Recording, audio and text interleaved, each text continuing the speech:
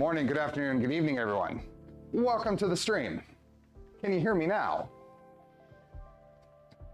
Let's see, can you hear me? Yes, you should be able to hear me. So I just said hi to about 20 or 30 people. Sorry about that, I'm a little discombobulated. Good morning, hello, Bill, Nick, Buddha, Andrew, Andres, Rushmere. Awesome. Much better. It's been busy. Happy Father's Day. Hope everyone's having a good one. Hey, Scott. Thanks, Derek. Thanks for the gifted memberships. Yeah, sorry about that. I thought I had everything going this morning. I remembered things that I wouldn't normally, and then I forgot the microphone. Much better audio suddenly. I'm sure when it actually gets turned on. Hey Skyrim, hey Kelly. Hey Doku and Maurice and StuNet. Marcus. Panzerketten, thanks for being a member. Are you having a good Father's Day? Yes, I'm here. My son wished me a happy Father's Day. He's got Ryler, my nephew, down visiting. So I expect to have a good one. We're gonna have a nice, relaxed. So today is kind of a relaxed stream that I'm not really prepared for, just to be honest. We're gonna explore this subject together. So I think, I've done some research. I have some idea of what I need to do and what I'm going to do, but we will be playing with some Ortur stuff.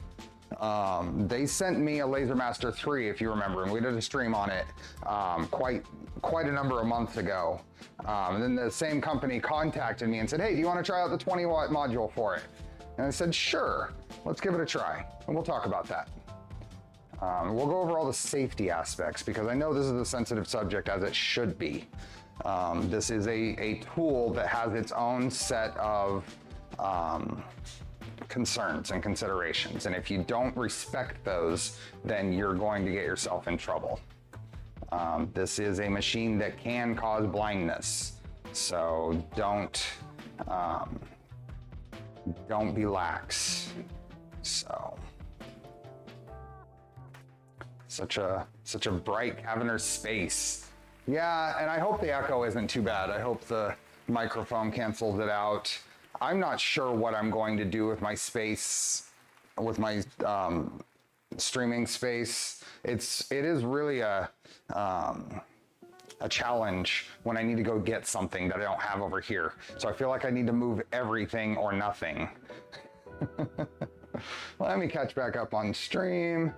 My son wished me a happy Father's Day after I reminded him it was Father's Day. I got the happy Father's Day before a reminder. Hey Ray, hey, Peaceful Discord, hey Patrick and Chris. Please don't convince me that I need a laser cutter. So today is going to be pretty chill, and it might be a relatively short stream. I don't know, I'm terrible at judging that. But with MRRF coming up and all the streams I've been doing, not a whole bunch of prep time. So, laser cutters scare me. There should be a respect there. So, hey Dr. Ronnie. Monkey Butler Labs, I don't want my kids appreciating me on the 1 day a year specified by the card company. I take appreciation whenever they give it. Absolutely, that is true. Old Crazy Eye, you're going to MRRF too. Awesome, I'll see you there. Any Nerf? It's a fatherless Father's Day for me. Yeah, 2016 for me. 2016. Any Nerf blaster updates? Well, I hear I'm going to be building another one. Now, whether that's on stream or not, we'll see. But it might be one of those things I just decide to start streaming one evening, working on it. So I've got a very full plate. So my streaming plate continues. Oh, hey, Charlie actually wants to visit. So Charlie is in here for now. Charlie will not be in here for the whole stream. So I will kick him out when we get to the point where we need to turn on lasers. So Charlie is scheduled to go into surgery to remove his bladder stone. I don't know if that's plural or not, but there's a big one in there. Charlie is scheduled to go into surgery a week from tomorrow. So he is continuing to eat. He's continuing to be mobile. So as long as he's doing that, he should be ready for surgery. The only concern I have is I'm going to be gone. My wife's taking him to surgery that Monday morning, and I'm flying in that early afternoon. So, hey, Gary from Florida. I got good news about the 3030 Trident parts. The vendor shipped them next day air, so they should be here tomorrow. Awesome. Have fun. Have fun with that. That will be interesting to see how it compares. I look forward to it. I need Charlie with laser beams on his head. No, that'd be terrible. So,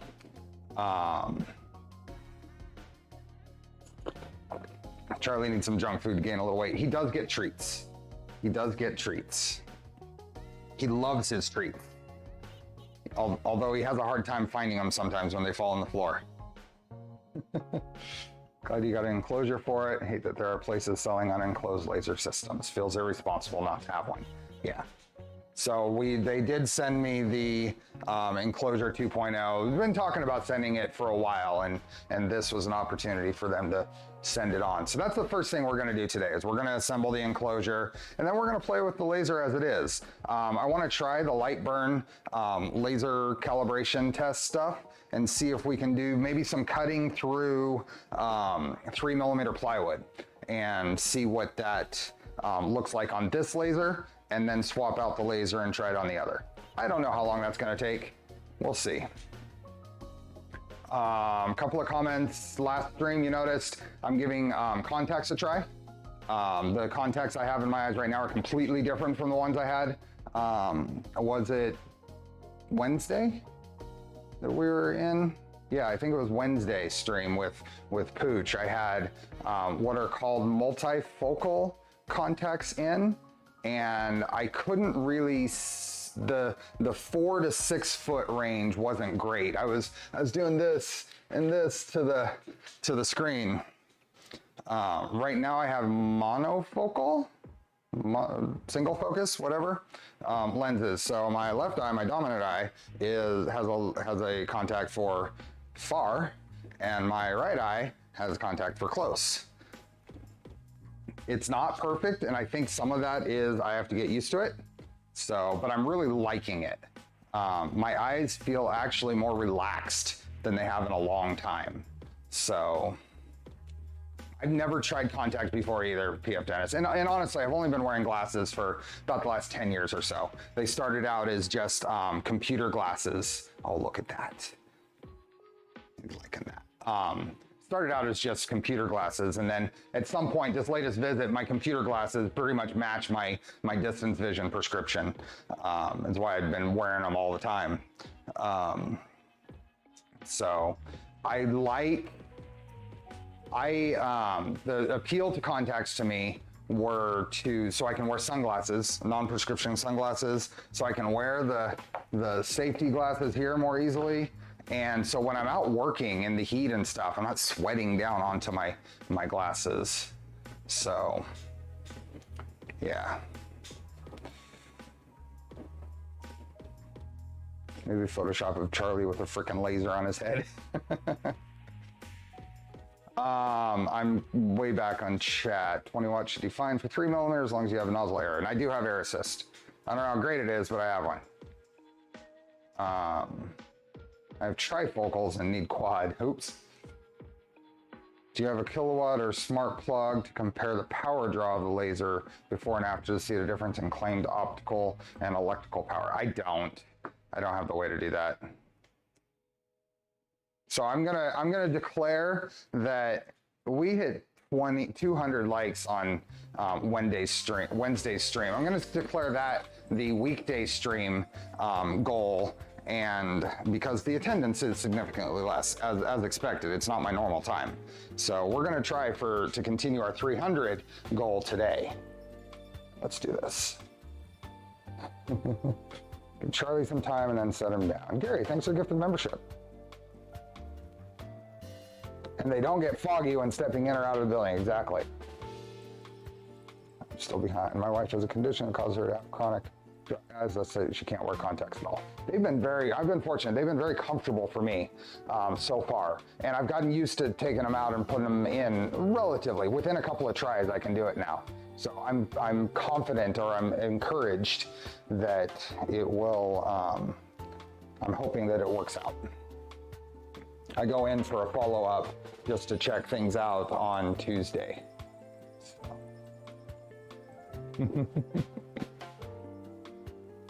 And Shanny, thanks for gifting memberships.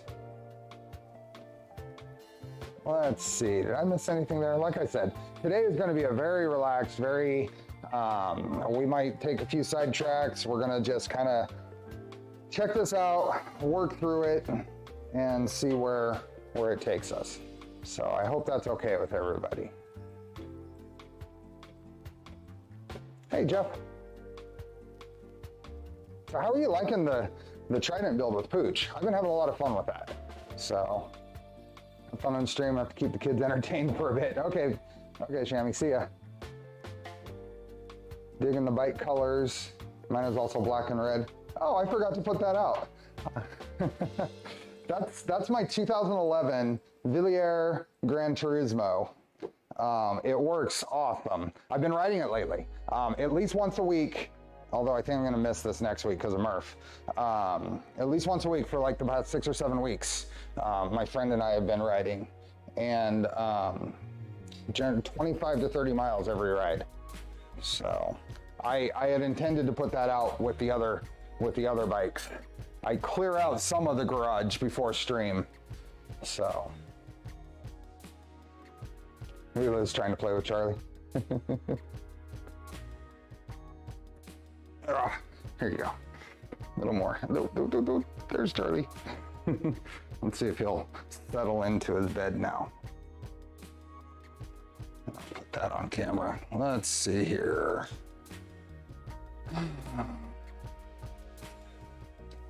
So a few spokes on the wheels.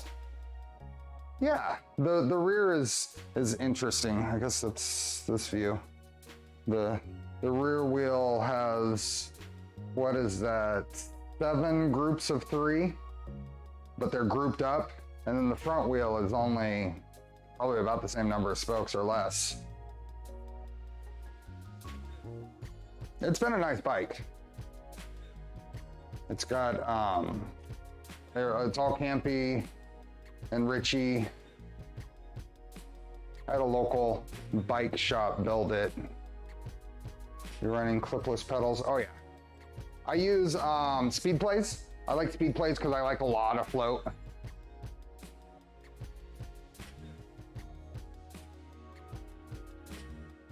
Road bikes don't need many spokes, right? Hey, the 4board channel. I'm gonna move this out of the way because I probably need to move back and forth here. So I'm just gonna move this over here.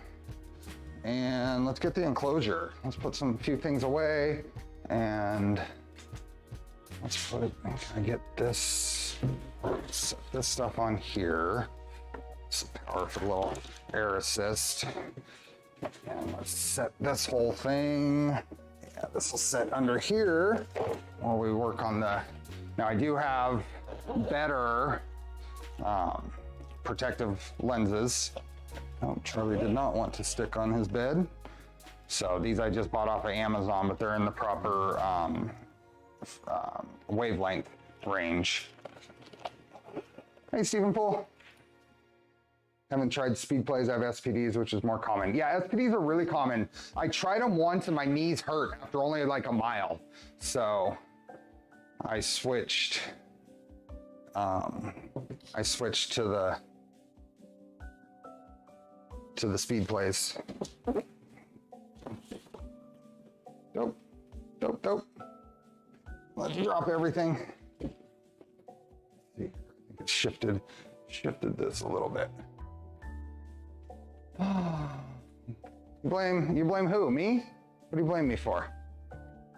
Spice King. Oh right, I did manage to place an order for one of those discounted V2.4 kits. Oh, awesome.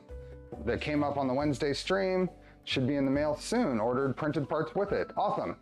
They're not still offering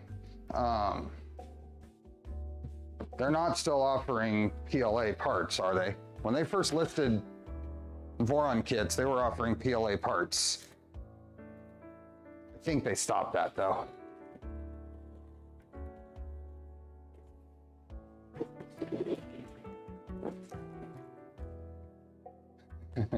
Does Charlie have a pair of laser goggles too? Charlie will vacate the premises before I turn on the laser.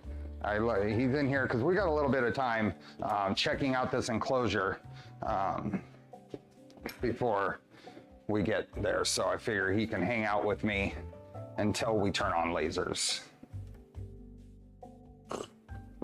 Hey, Thomas. Said ABS, awesome. Let me know how the quality of those parts are, Spice King. It'll be interesting.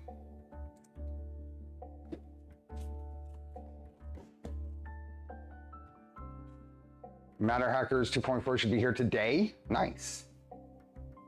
It's a Sunday delivery. I'll have the BTT power supply or whatever that is Tuesday. Not even sure what it is.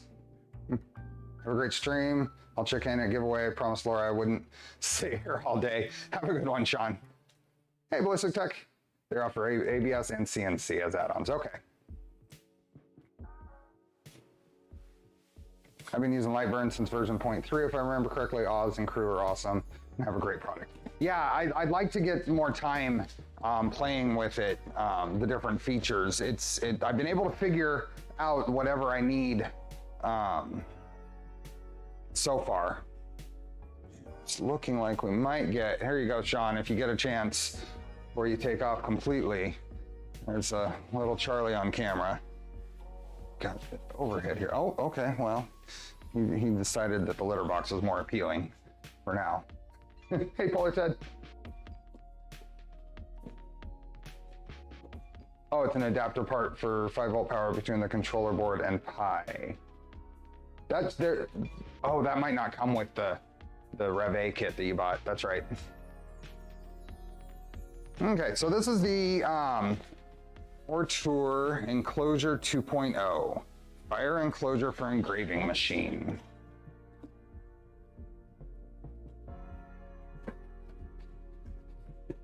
Let's see, there are, camera view looks pretty decent. Got a exhaust hose. We got some clamps and wires here.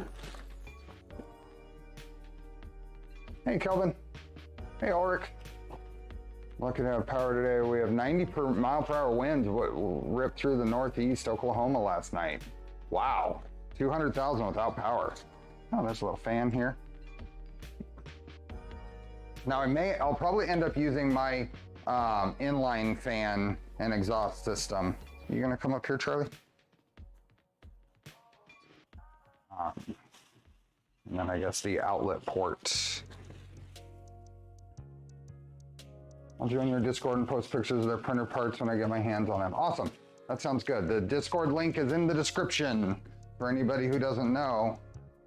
The big reason for the Discord, the biggest reason I have for the Discord is for a hopefully more reliable notification system. So if you join the Discord, go in there and sign up for notifications if you like. Okay. Here. I taught LightBurn for a couple of years to big groups. It's still hard to keep up with the improvements and features. Okay, so this is the rest of it, so get rid of that. Are you coming up here, Charlie? He probably hasn't figured out. He hasn't figured out this table yet. He jumped onto the shelf instead of up here. Oh, I'm glad I didn't just rip that. It's a Ziploc. And who would rip open a Ziploc bag? Mobile app is broken for joining right now? Interesting. Okay. keep that bag. That's a very large Ziploc bag.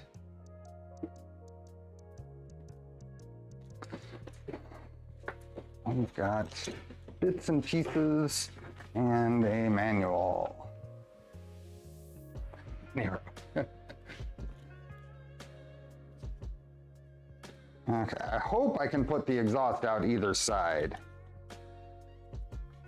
Otherwise, we might be exhausting towards a partially open garage door. Chat gone from screen. Oh, it is. Thank you. Let me fix that. I think that's this guy. There we go. And the other, that one? No. That one? Nope, not that one. That one. There we are. That's better. I was playing around with, actually, I used this scene to take a screen capture for the thumbnail because that was the quickest way I could get a good angle for the thumbnail. So that's why that was all gone. Thank you. We're back. Chat is back. Okay, install the fireproof box. Wow, these instructions are pretty basic. I guess we just put some little metal, these aluminum frame pieces inside the thing. So we've got some frame pieces.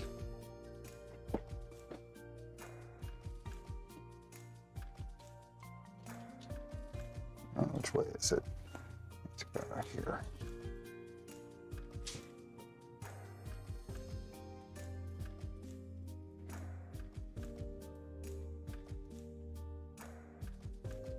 I hear Modbot knows a thing or two about LightBurn.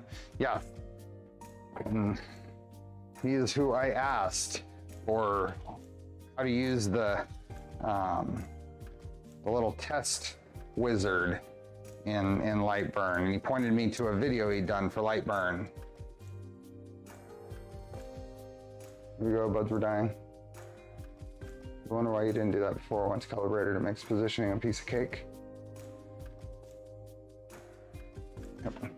What are you doing, Charlie? You gonna come over here? Or did he find something interesting?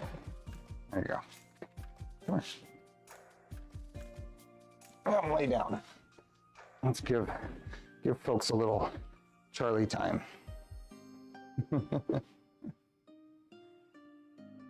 Okay, so we have these. Let's set these off to the side. This is the upgrade. Let me put these back in that box so we can basically open it from there. There we go.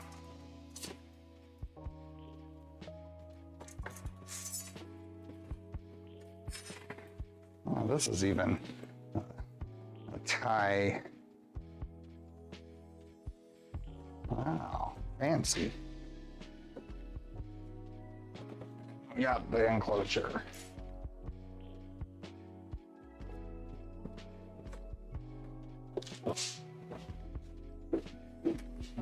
Mouse out of the way. Hey, John. Ooh, a light. Oh, that's neat.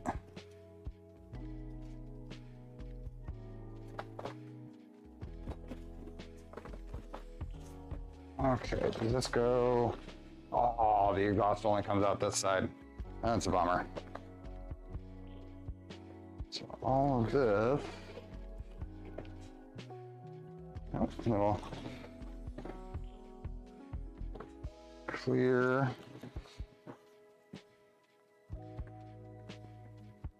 This has to go all the way around.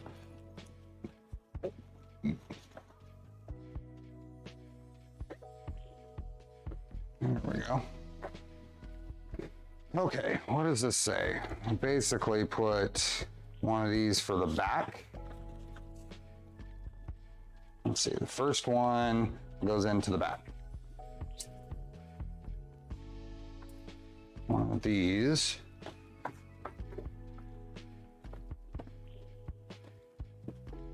It's in here. Pushes all the way. Oh, and there's some clips and stuff inside. I'll get a picture, I'll get a view of those here in a second. Hey Jeff, happy Father's Day to you too. Maybe we can do this and you can see in there. There's some snaps. See these behind the chat. There's a snap here. Maybe I can get a better view over here. There's a snap over here. There we go. And on the bottom.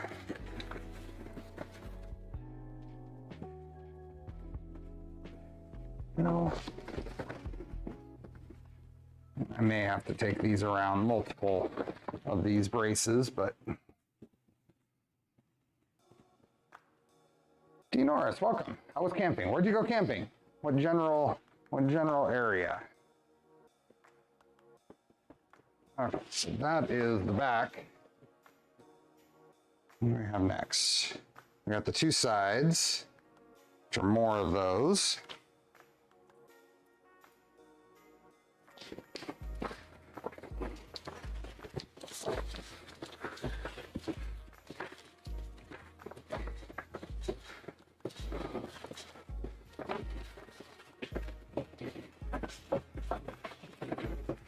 Ah, interesting. Okay.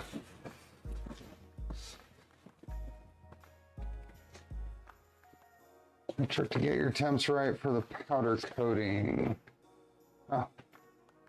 Off of the Sacramento River in Northern California. Oh, awesome. I didn't know you were local. Maybe you've told me before, but I don't remember. What specific area, if you don't mind? Not where you live, but where you went. Wife and I went camping for our 24th anniversary. Awesome. Okay, so that's that side. Oh, there's another one up here. So I can probably get a little bit of a view of what I'm doing in here.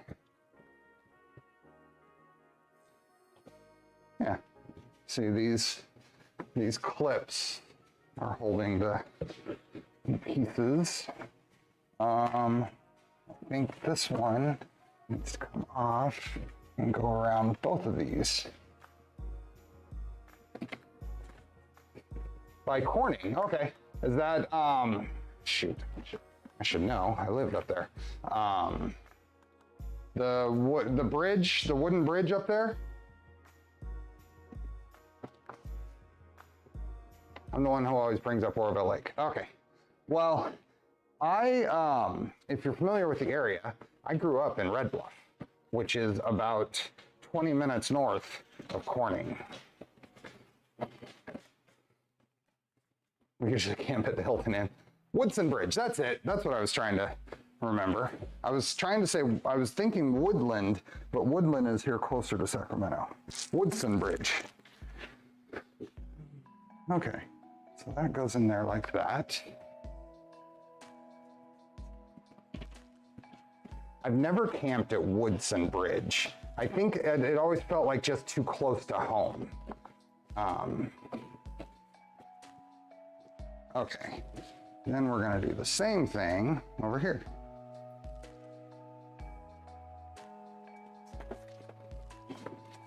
I don't know how this is translating to the camera.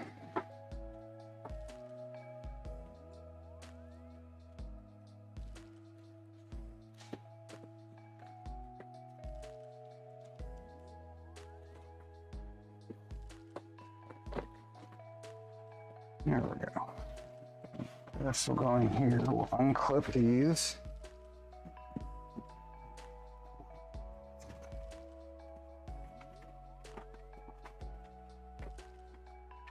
Went there because it was close to home enough. If our friends couldn't check on our pets, we could run home and not miss a whole lot. Yeah.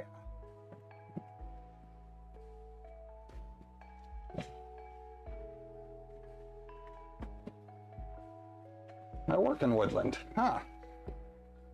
All kinds of local folks. I know I keep saying I'm gonna do it. I still want to do a little brewery gathering here. It's just everything has just kept me so busy.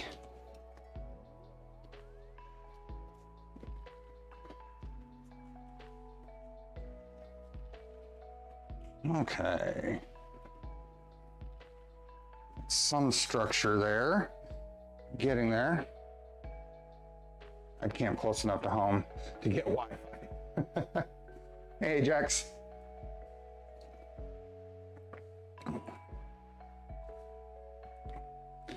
What else do we have here?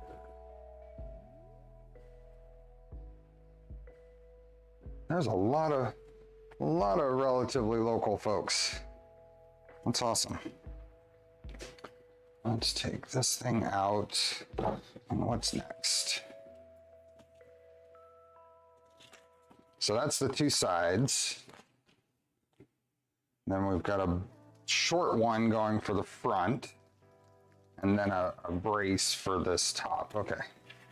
So this one comes up front here. So we'll unclip this bottom one. Flip it around there.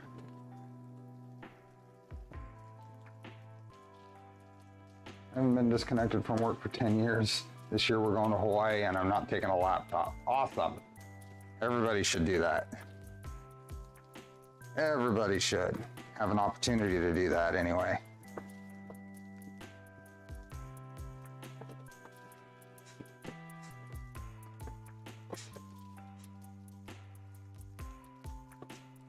Got some structure now.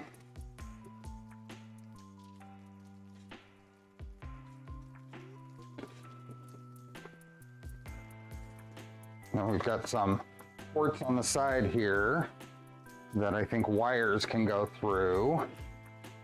Tool storage over here, it looks like. What do we got next?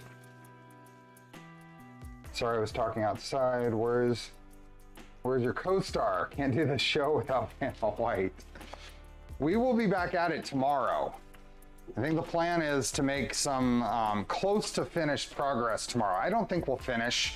There's always a lot more to do than you kind of expect. We're doing some wiring off camera, finishing up the underdeck wiring, running some of the other wires. I think we'll do the cable chains and stuff on camera, and then get into just really finishing up like panels and getting Clipper configured. So I don't think we'll have enough in a weekday stream to finish tomorrow though. It'll probably be one more stream. So yeah, I know Pooch is excited, is very excited to have a Voron. Okay, last one. We've got one of these that goes across here. Does that just kind of sit in there?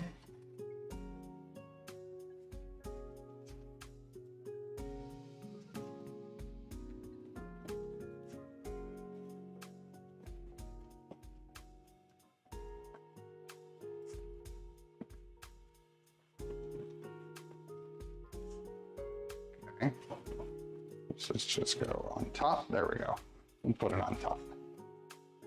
Hey, Steve. And then Patrick, yeah, we have at least a couple of people who have mentioned in chat today that they have theirs either arriving or on the way. PF Dennis, just open yours, awesome. It's such a good deal. I mean, it doesn't take very much to bring that up to the Rev C components.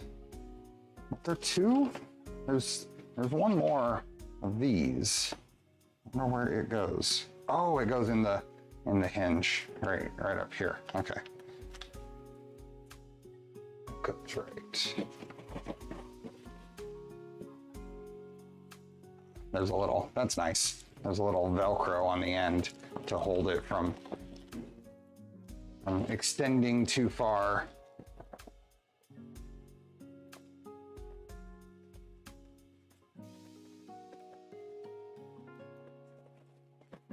Heard, but I haven't heard anything yet. Didn't even notice the price gap. It's not a gap, it's just a sale.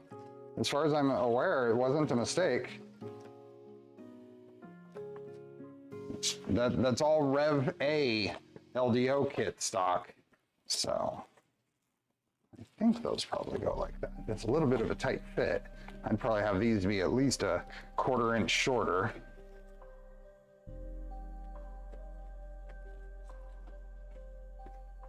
Okay. Interesting. Okay. What is left? What was the price? $7.99 for a 2.4. What were they? 300s? Oh, $6.99. $6.99.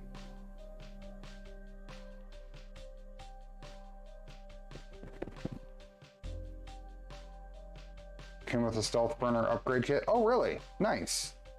Oh, that's right. The early kits did come with stealth burner upgrade. Oh, it actually listed a build for 500 when it listed for 699. That's interesting. What is the enclosure made of? It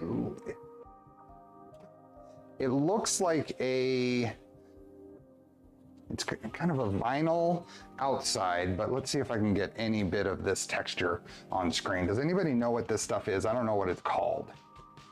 It's kind of this shimmery, I don't know if it's a fiberglass or probably not fiberglass, but I don't remember what this is called. Kind of a shimmery, shiny woven cloth.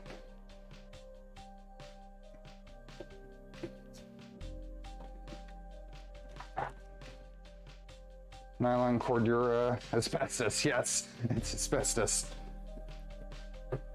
Okay, then we have a fan. So it has a fan. I think I want to skip the fan itself if I can.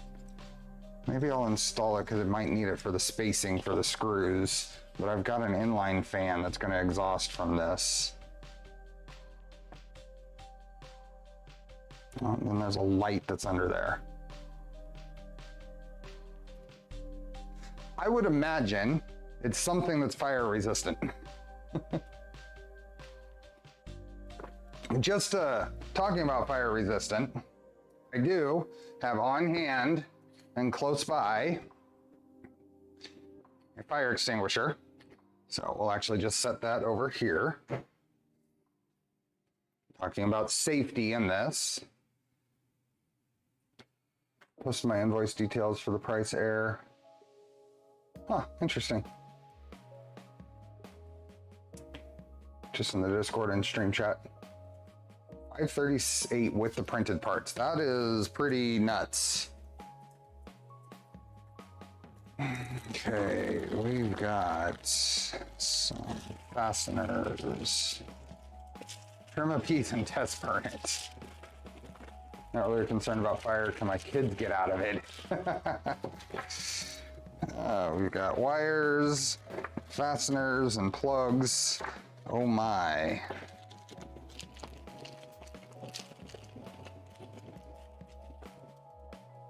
Yeah, it looks like they used this goes here. And there's some washers. Maybe we can this guy. Here. I'll show what I'm doing here. So there's an opening over here with some screw holes. And I imagine the point here is screw a washer through here. It's a fire extinguisher inside the valid dates. Mine aren't. I just bought it last year. And what's amazing is I can read this. Where is, that's probably a thing, no? I don't know what the dates, it doesn't have dates on it. I was probably supposed to put a date on it when I bought it, huh?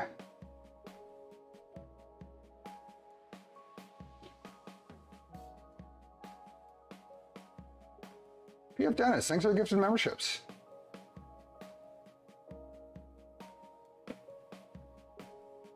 And what is a, anybody know what a fire extinguisher shelf life is? I don't see anything on here with a date.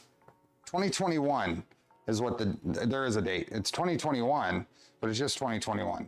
No, I bought this, so if it's 2021, it's out on the shelf at the store for a bit. But I bought this when I was doing the last laser content.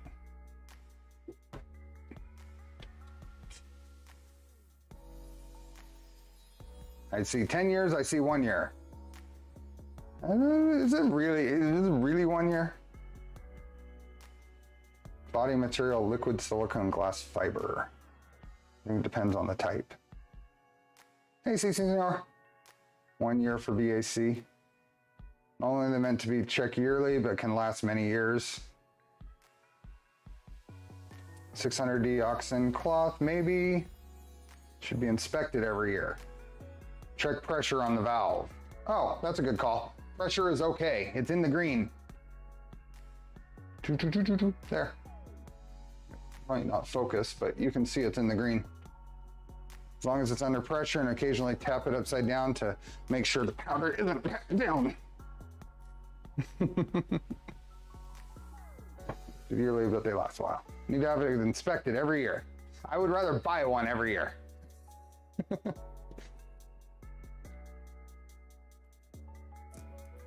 Most of the ones in my data center are checked regularly and only swapped out due to regulations, not use.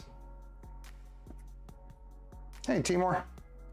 In a business, they need it inspected, but as long as it's charged, it should be fine. Yeah, I agree. I grab a screwdriver. I'm going to pre-thread these into the cloth here because they kind of stay in place. Flip it upside down and tap it to loosen up the powder. Okay.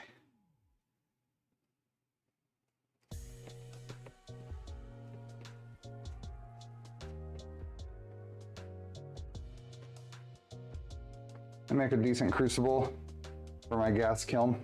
There you go.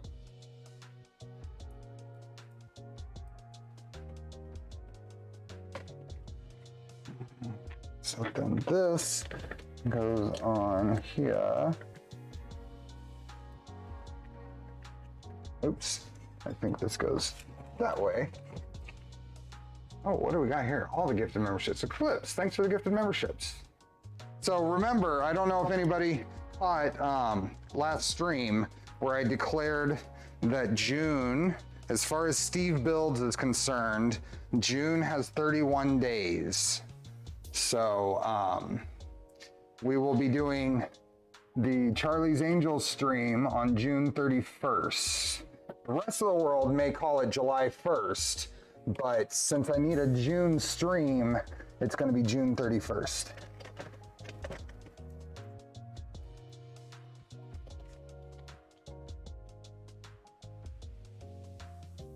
Get over here, get a little better angle on this.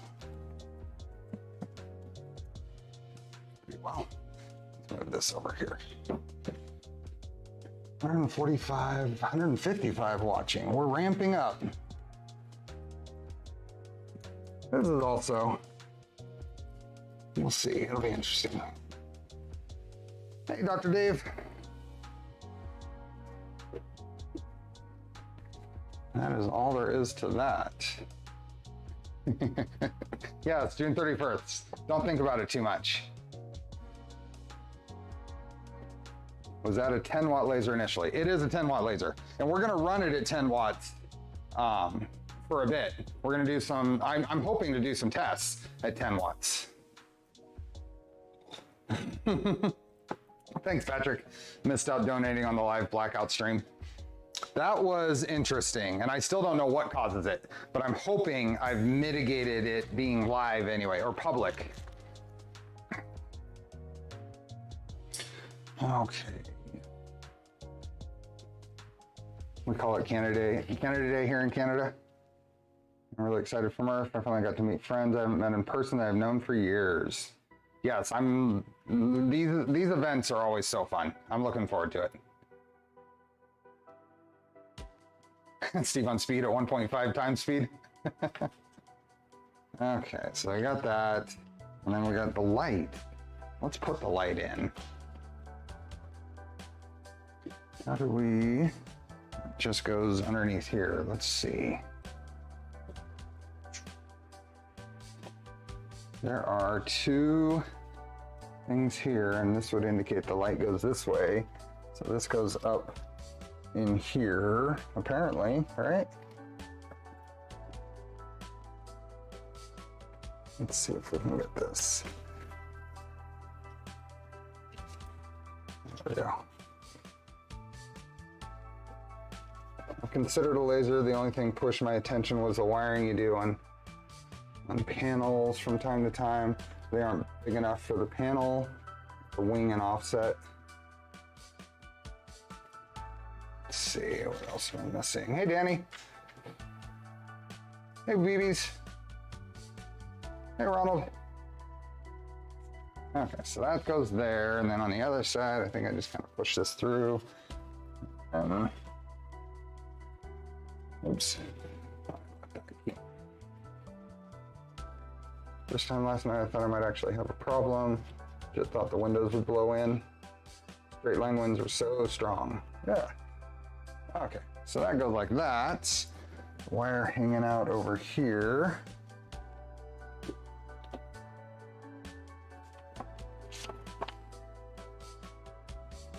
And then some lights. Does this plug into the... Oh, it looks like this might plug into the... Oh, I think this plugs into the LM3. Can this laser cut through sheet metal? No. Well, they say that this 20-watt laser, its specs say that it can cut through 0.1 millimeter stainless, I think. 0.1 millimeter stainless. Oh. 3-hour mark for the giveaway today. Yep. So same as any other stream, Polymaker Filament giveaway. Link is in the pin post or the description. You got to be here. We'll do it at the 3-hour mark, which is 2 hours and 11 minutes away. Apparently dump truck hit power lines affecting internet all over the place. Ooh. Otherwise known as foil, yes. 0.1 millimeter stainless foil. That's a good description. I don't want to leave that on the floor. Charlie will chew on it.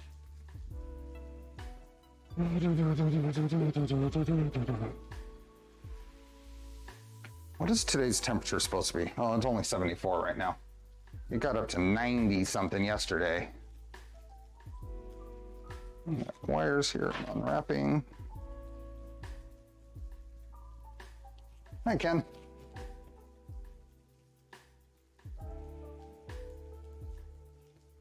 You missed a strap in the top right corner. Oh, I did. Thank you. Missed a strap right there.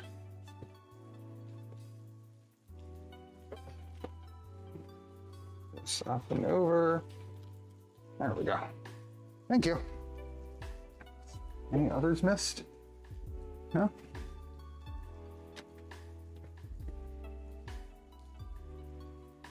Just passed about 20 blown down power poles. Ooh. I-80 in Ohio. Miss being in charge of the 3,000 watt laser we used to have in an old company. Just a little less than 100 in Arizona right now. We're gonna get there.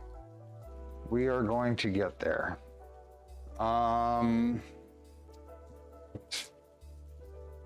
Here. I miss anything?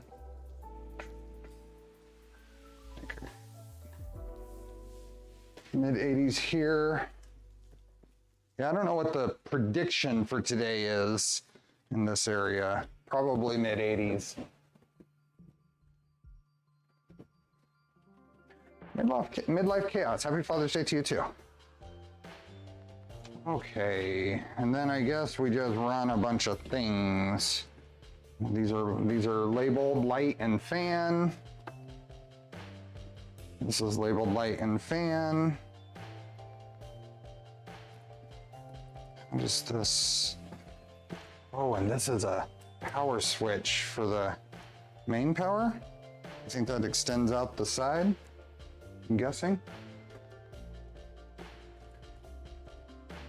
So that goes there. Oh, I think there's two different ways of powering this. I think there's two different, you can power it, or you can, oh, there's a plug you put it into. How to control the enclosure. Ooh, you can do it in G-code. You probably have to do it in G-code.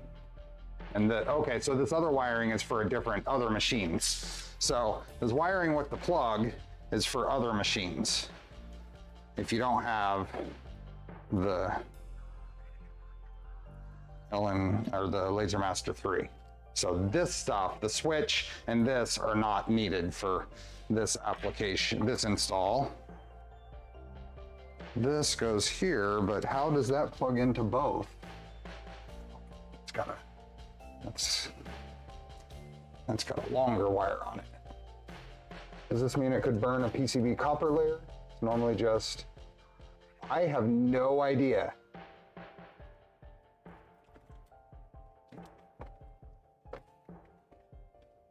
I don't like sweating air conditioning as a fine solution. I am absolutely in love with my mini split setups. I've got it running right now. It's comfortable in here. Pooch and I have been using it. It is awesome. Zip ties. Get this out of the way.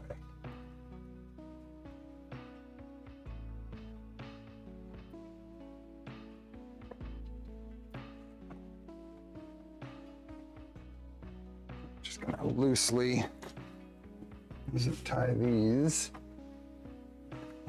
Do right here to this front piece, I guess.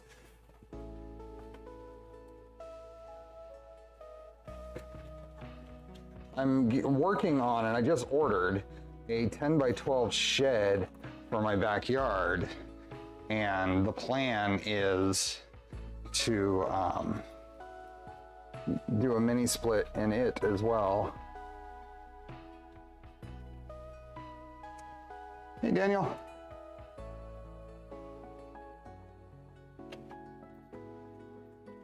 I'm not going to trim these yet. I'm just going to move them up out of the way.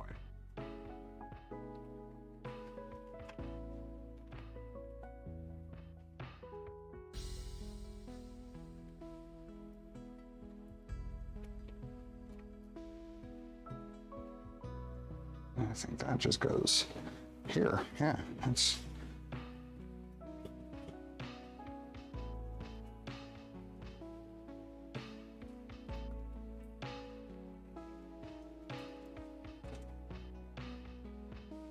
AC on the shed. Yes, it is going to be worth it. So we have fan, which is this guy, and light, which is this guy. Both of these tie up here, but I think I can just include it in the snap. Put it on these two as well. There we go. Where did my instructions go? Got a 7 by 14 from Lowe's last year. This will be a full stick and whatever. It's a 2x4 construction. I'm going with Tough Shed. They're the easiest around here to get. And I talked to the folks. I'm pretty happy with what they said. So it'll be 10 by 14 with 8-foot walls. So it'll be nice and hopefully nice and roomy inside and give me some flexibility in what I want to do with it. If I want to do a little actual workshop in there later, I can. Some of this.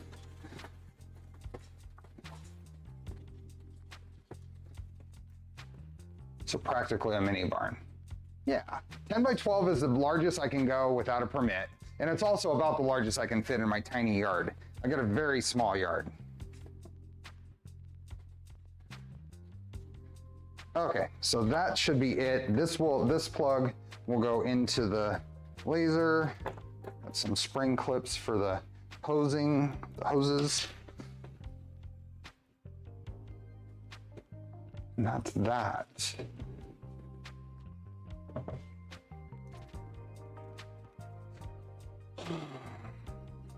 So what I'm working on right now, hey Cheetah Kid, is digging a foundation. So I'm digging out an area, and then I'm going to put 4x6 pressure treated wood as a frame, and then put crushed rock, compacted crushed rock in the middle.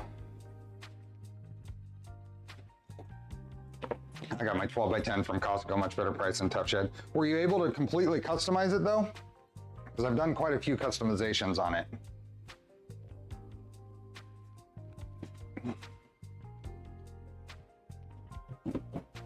Tough Shed is awful quality, worked for them for a while a few years ago, and they do not have the QA that would ensure a decent shed. Plus they are built by a contracting company. Well, we'll see. We will see. Hey, where's Pooch? Pooch will be here tomorrow.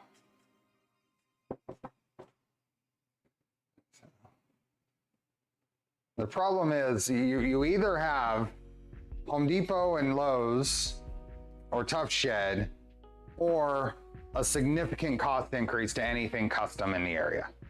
So I need something that's not, once again, I need something that's not a project for me.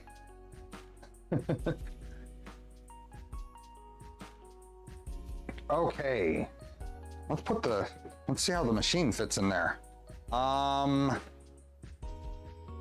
Let me see how I want to do this, because I have stuff. Well, let's just unplug this. So this is the air assist I have. Let's put this over here. And now I think I can grab the whole laser mod unit. Aha, that fits in there okay. And then the laser hose can go through one of these, or the air assist hose can go through here, and then just make sure I still have full. Yep. Pooch tomorrow. Being the boss has its advantages.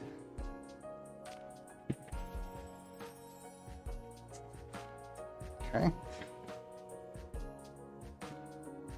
The Wi-Fi antenna got loose at some point.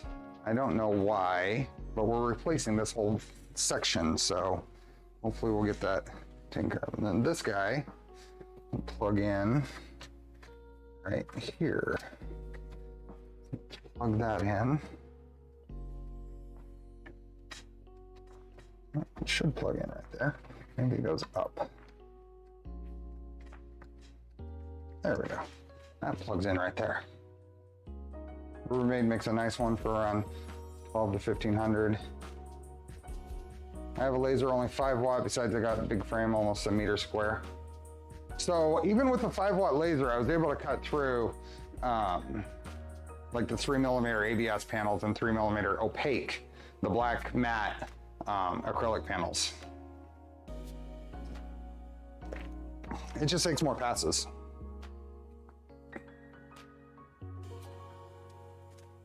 Okay, get those out of the way. Otherwise, everything is.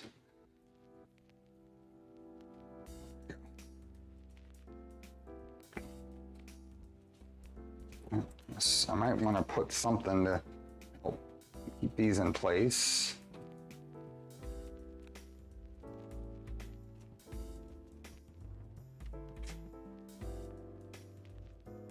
If I was close, I'd just come build a custom for you. Those are the kind of builds that are fun. Being retired has its advantages too. Yeah, if I had the time, I would definitely build it myself. I built a 4x8 shed that I use for my garden tools, but I just don't have the time. Okay, so I'm gonna run the wires for the various things. We still have this to do. These can go, let's just put them over here. Let's put the air assist, I can set here and plug in. Go there. Hey, napping. Plug the air assist in to power. There we go. Go. And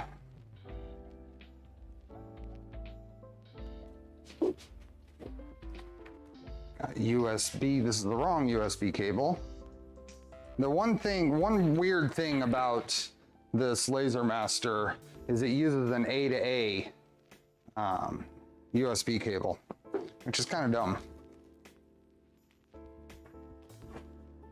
Time to retire so you can do your real life calling. Oh, I wish. I've got at least, well, at the very minimum, I have 9 years before I can retire. Realistically, I have like 12. Okay, so that's gonna go over here. I'm gonna have to steal a USB extension, I think, for that. And then power.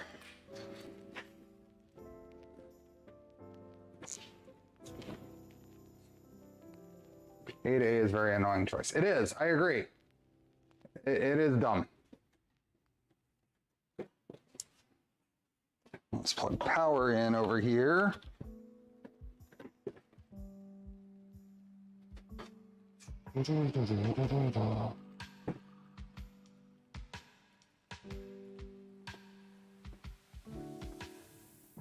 Power.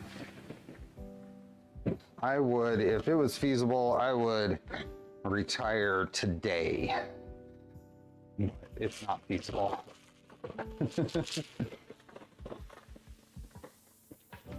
I'm hoping I can get enough length out of this to, and then I need a spring clamp, it looks like. Ooh. Around those. And then maybe right here.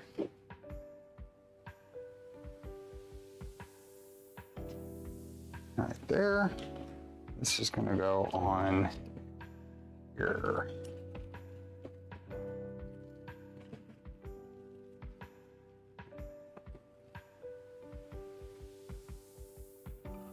A bunch of USB this to that adapter is very handy for such cases, yeah.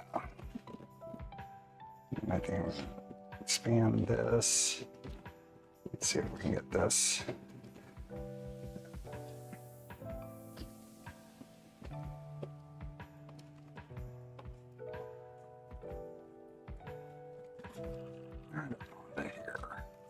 I know, in the way.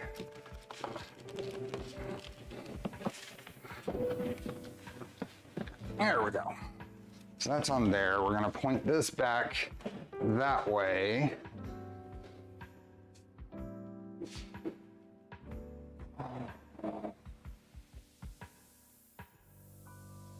Actually enjoyed the downtime from the heart attack. Wake up to what to do today and knock out projects. Mom even left me alone, which almost shocked me back to the hospital. Well, I'm glad you recovered, Stephen.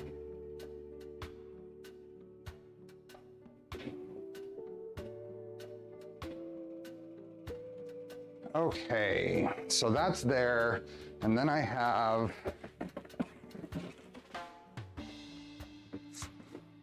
this guy. Here, let's go. So this is a inline fan that is dusty, but I'm hoping I can at least point this toward I'll partially open the garage door and at least get it going somewhat away. This can go in here. Maybe I'll just grab some tape and seal that up, some duct tape, if I have some. It's gonna be about the best I can do today. Won't be too bad. Okay. We'll get that hooked up here in a second.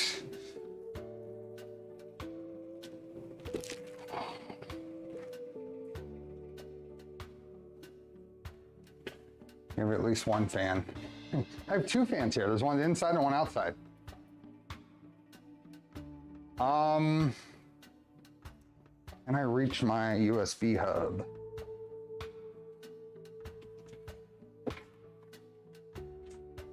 just no. What can I use instead? I got one over here. I got a bunch of USB extensions I bought just for this. I don't need this one. Bear with me.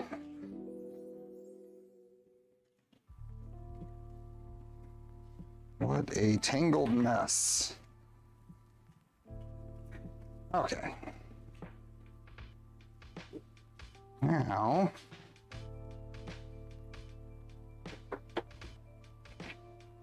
let's go right there and right there.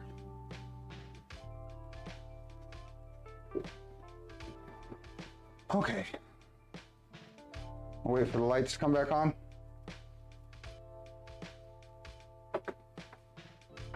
Let's see. Okay. Let's see if this works. To start up. Hey, John. Let's power it on. I want something underneath it. Let me see if I can fit this piece of wood that I have actually underneath it. Unplug these. Unplug that. Let's see if this will go in here. Ah, it will. Nice.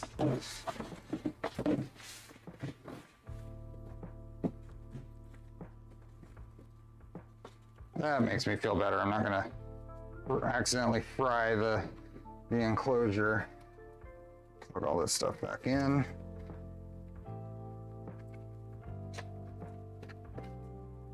There we go. Pro tip for cord storage: put each USB in its own sandwich-sized Ziploc and group them together in gallon size. Future Steve will thank you as he locates any cord with no tangles. That's a good idea. That is probably a great idea. Okay, that goes there. This is in its off position. If we hold down this button, it should turn on and home.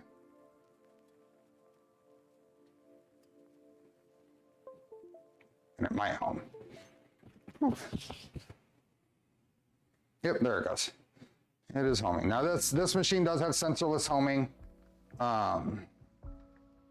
Sure that this is all straight and even.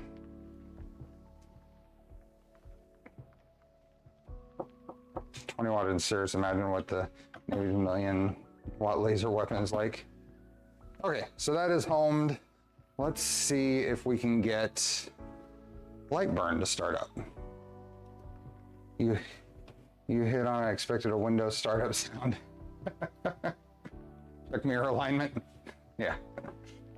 Okay, we are here, and let me start up LightBurn. Now, LightBurn is going to start on my main screen, and I'm not going to be able to drag all of it over to this screen, but we'll be able to drag that. So this is a fresh install of LightBurn. I deactivated a license on one of my laptops and activated it here. This is a fresh streaming computer setup since I last played with the lasers on stream. So we want to, let's see what happens if we find my laser. Be sure your device is connected via USB and click next. Let's see what happens.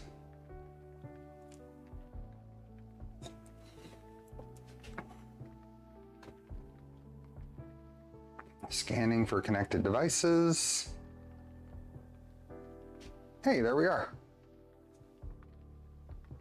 It says 10 by 10 millimeter. I don't think that's correct, but that's what it found. Let's add the device. X-axis length is 400. Did that take it? Nope, keyboard's gotta wake up. 400 by 400. Gerbil, and we're gonna call this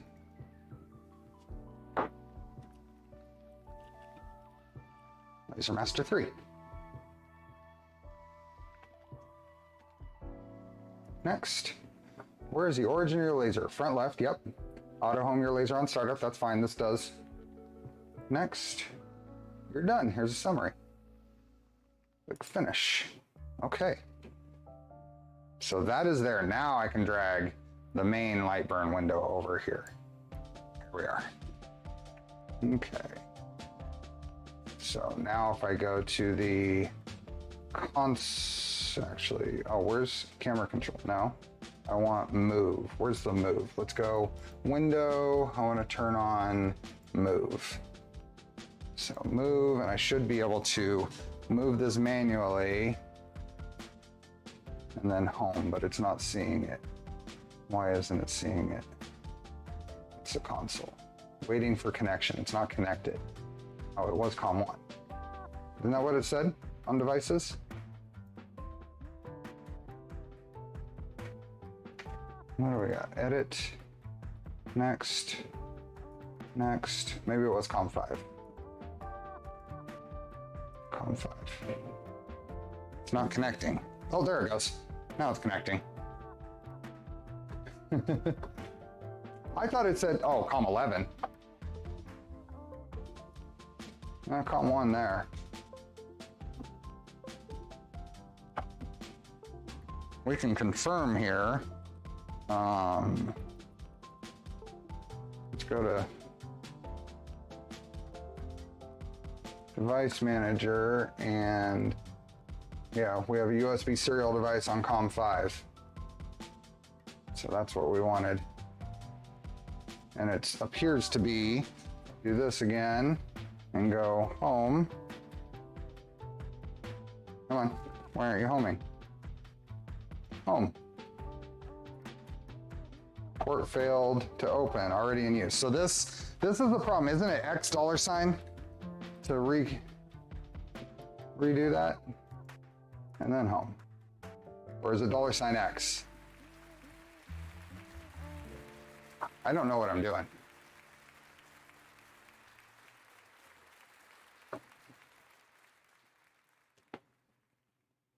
Serial COM ports in 2023. Why is this not homing? That's weird. It's saying port failed to open, already in use. It did say COM1 when it detected. Okay, we can try that.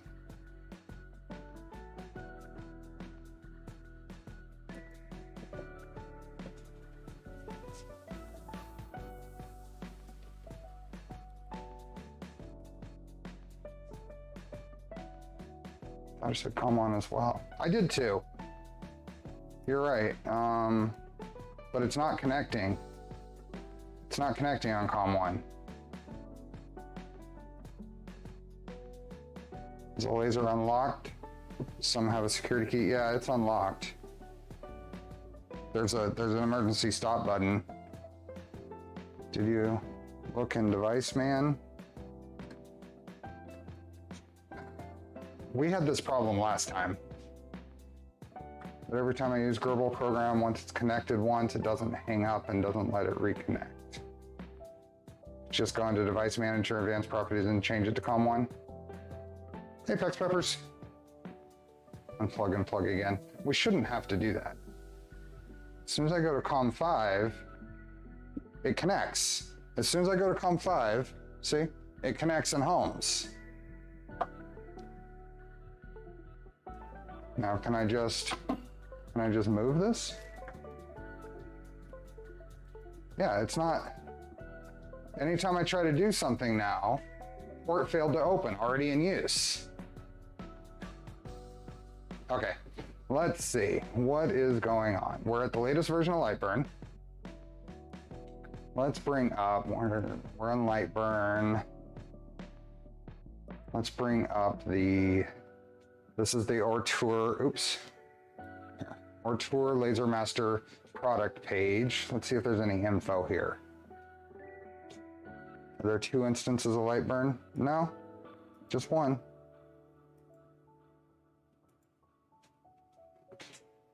COM port trauma flashbacks. Yeah, we had this problem last time we played with lasers. You can hear the disconnect and reconnect of the USB. Do you have more than one instance of the software? I don't. So if we go back here, let's look for documentation. There's a few things that I did want to note here though.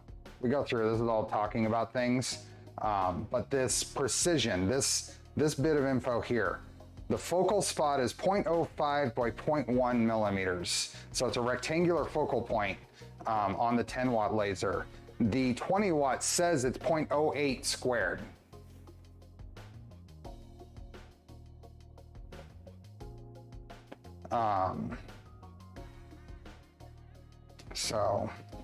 But is there any, let's go LightBurn, compatible. Just looking for any support page. Yeah, John, I suspect, and I don't know, that all of these diode lasers seem to max out and on an individual laser at about 5.5 watts output power. So what this is two of those, and they use a mirror to combine them to one point. So it makes sense that two of them going in are going to end up at a rectangular focal point. The 4 lasers used in the 20 watt, the 4 or 5 watt lasers to get 20 watts of output would generate a more square focal point. Oh, are you kidding? You know what? That's absolutely correct. We had problems like this before, and restarting LightBurn did fix it. So let me do that.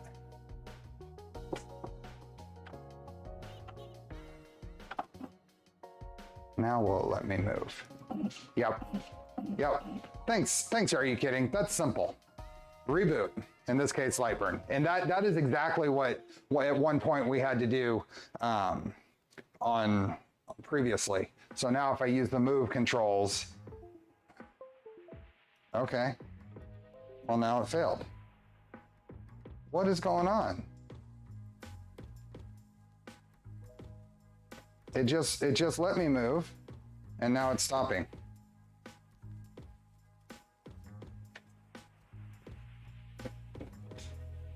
Now it won't let me. Never mind. It's still being a little bear.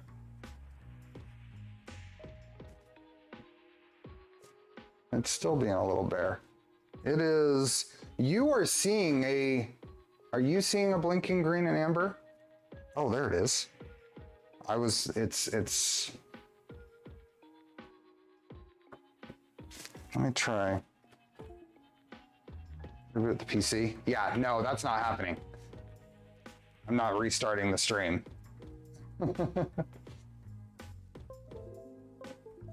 We're hearing the USB disconnect sound. Okay, let's try this.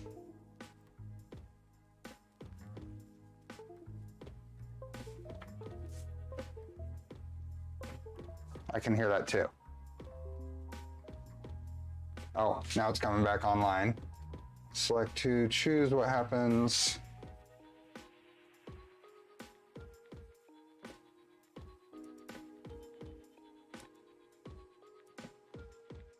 Try this. Reboot the laser. Okay, let's reboot everything. Oh. Yeah, it's doing weird stuff. Let me turn this off. Turn this off, close LightBurn. Stream glitch, might be a conflict somewhere. The stream glitched, really? Let me try a different USB port. Let me try a different USB port. Oops, that's not what I wanted. Lost something there. Let's try that.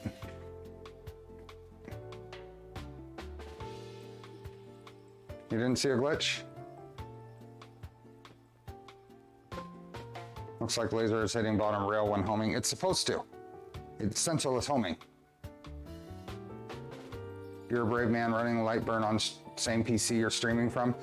I don't know what else I'm supposed to do if I'm going to show it on screen. Okay, everything's turned off. Let's turn the laser on first. And it's gonna do its little home thing. Okay, now, is it turning amber? It is. Is it disconnecting and connecting?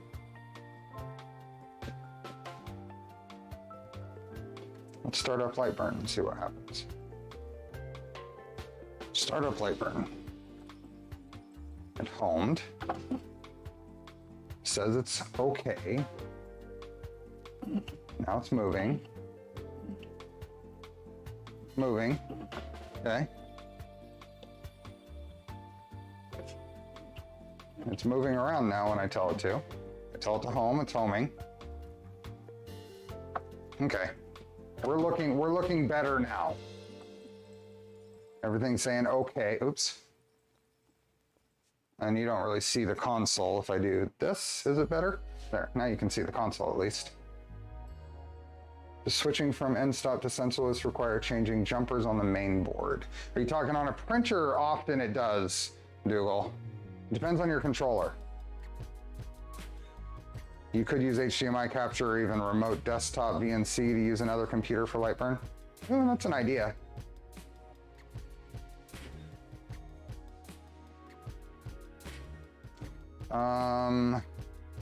Okay, so that appears, let's see if I can still move things around. Yep, okay. So that is good. That is started up. Now let's see if we can learn how to use, here, let's do something here. Let's, just to see that things are fully working, let's just draw a square out here on, and that is a line, and all I'm gonna do is frame this. We're gonna make sure that things are moving. If I just say frame, it should move it around without firing the laser and just show that it's working. So if I move and go back and home, it's gonna home again. Looks like software I used in the 90s. It is really useful though. The things you can do in here, sometimes it can get frustrating trying to figure out how to do things, but there's a lot you can do. That's why Daniel has videos. Well, Daniel does a lot of the videos for LightBurn. Okay. First thing I wanted to do is run some basic, just to see. I think probably a cut test into 3mm plywood might be the best. Might be the best comparison, because we're comparing the 10 watt to the 20 watt here. We're gonna do a 10 watt cut, see the cut test for 3mm plywood, and then we'll do the same on the 20 watt and see what happens. So I've not tried any of this. So if we do is this a material test? Did you check mirror alignment? There's no mirror alignment. It looks so much like that old LPKF software. I'm getting flashback to memories I thought would be long gone. Okay, if we are doing, there's no presets here. We're gonna do 10 by 10. Parameter is, our first parameter is gonna be speed. And if we go to the, what do they say the speed is supposed to be? Speed's up to 20,000 millimeters per minute, which is unrealistic, we know, right? But let's start at 6. Let's just leave the defaults here. Height, 5 millimeters. Y center 200 millimeters. Did you do input shaping? This is a, and then the next parameter is power. And what if we preview this? What does this look like?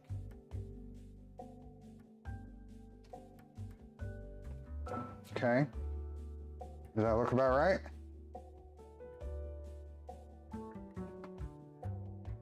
Okay, so let's get more of this set up. So we're not ready to, let's move this out of the way. Oh yeah, this is a diode laser jack.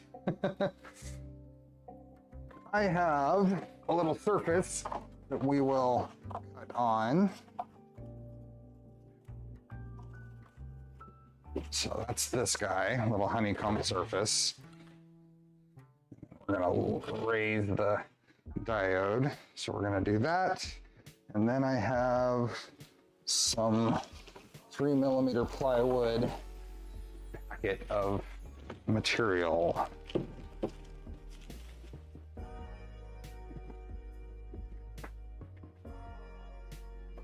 Here, so that.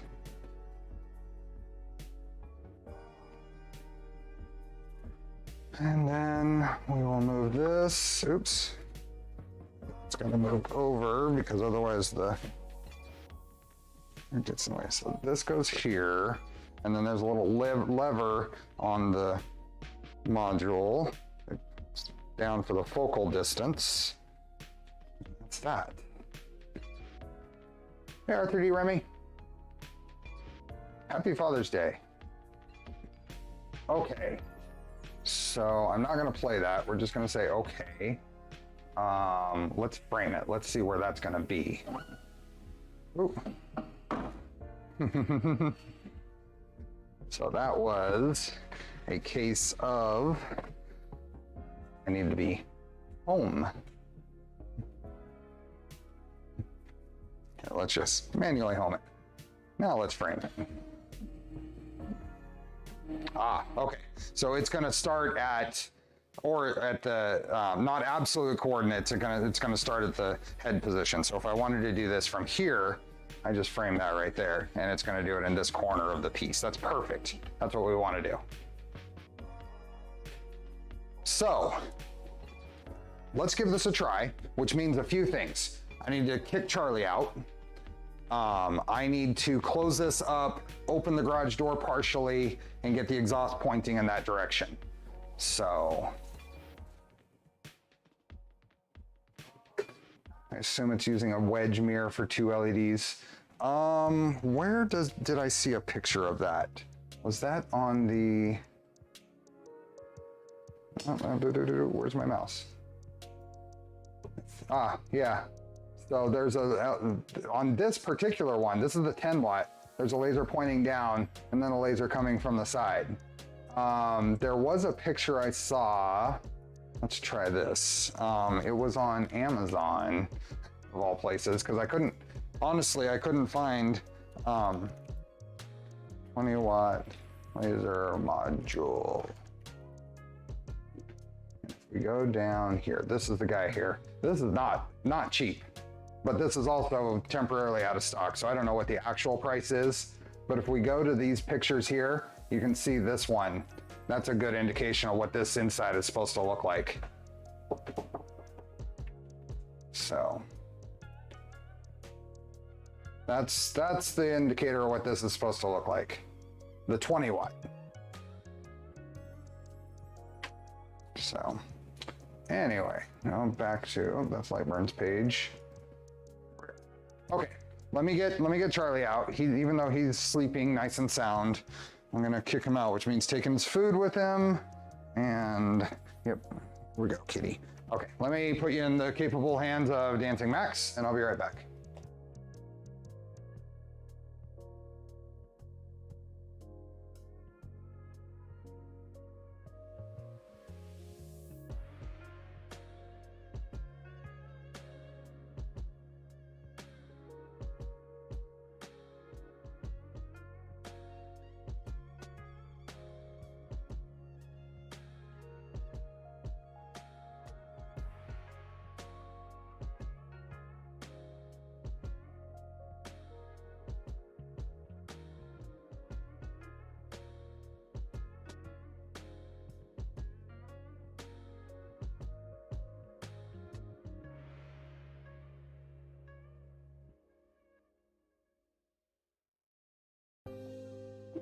Okay, I'm back. No dancing pooch. Quick, do something. That's the reason lasers are not the future. They are not compatible.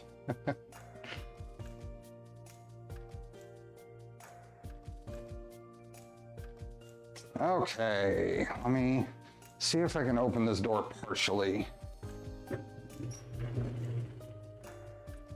There, perfect. And then find my tape. Oh, where's the duct tape?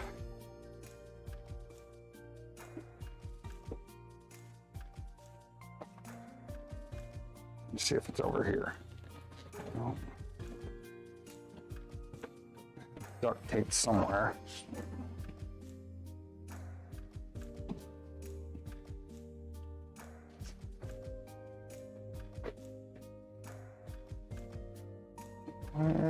Where's the duct tape?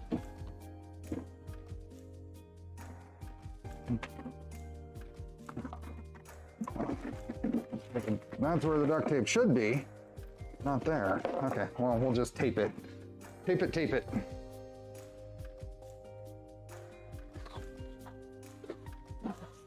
And you tape. It's a fairly close, sorry, I don't know if that was loud. It's a reasonably close fit. Anyway, let's see if we can get this to clamp down a bit.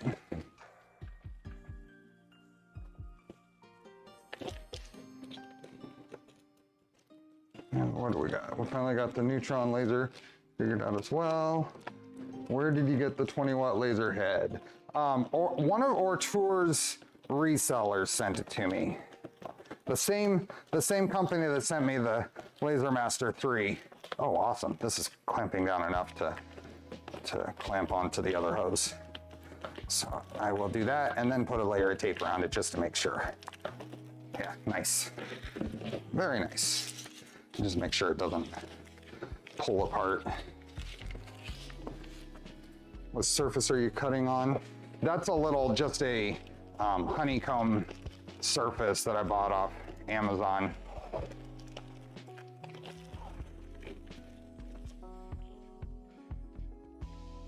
What's this?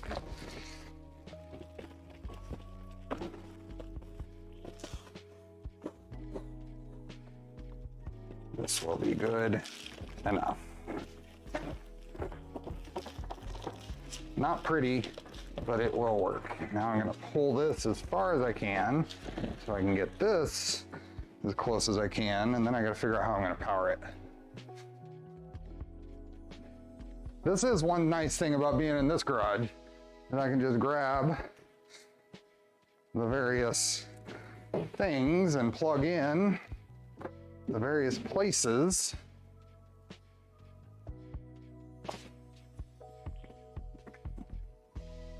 Oh, I can go within like a foot of the opening of the garage. Let's see what this is. Yep, that is perfect. Let's see if I can. There we go. That will work. We have an exhaust. Okay, we have an exhaust. This is right here. This is solid. That's there. We are there. So, oh, we should have. Let's go here. Let's see if we can turn the light on. Will that just work, or do I have to do some other setup? So, what is the turn on? Turn on is M12. You must upgrade the firmware version of the machine. Okay, before I can use the light, I need to upgrade the firmware version. I'm not gonna bother with that yet because the new laser module has a whole new control board. So we are going to close this up.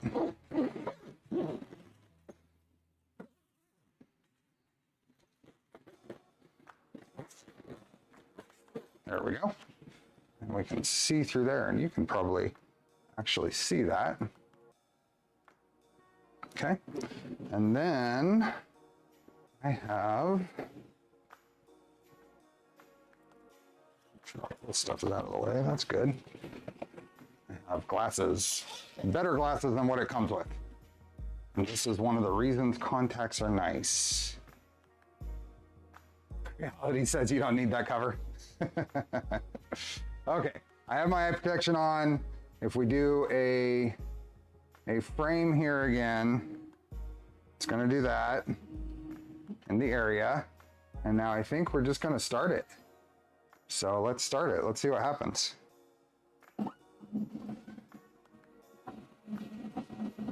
It's doing it.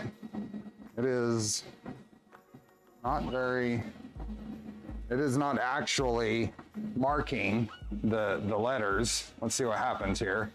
I'd be curious. You can't see what it's doing right now. It's going too fast.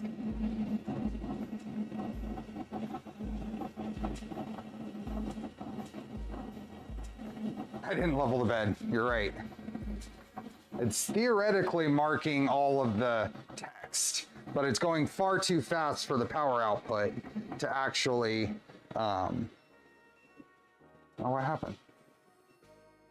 Now there's an error. It's beeping. What's the error? Let's go here. Oh, I could have edited the text setting. What is the error? Let's close this and go to the console.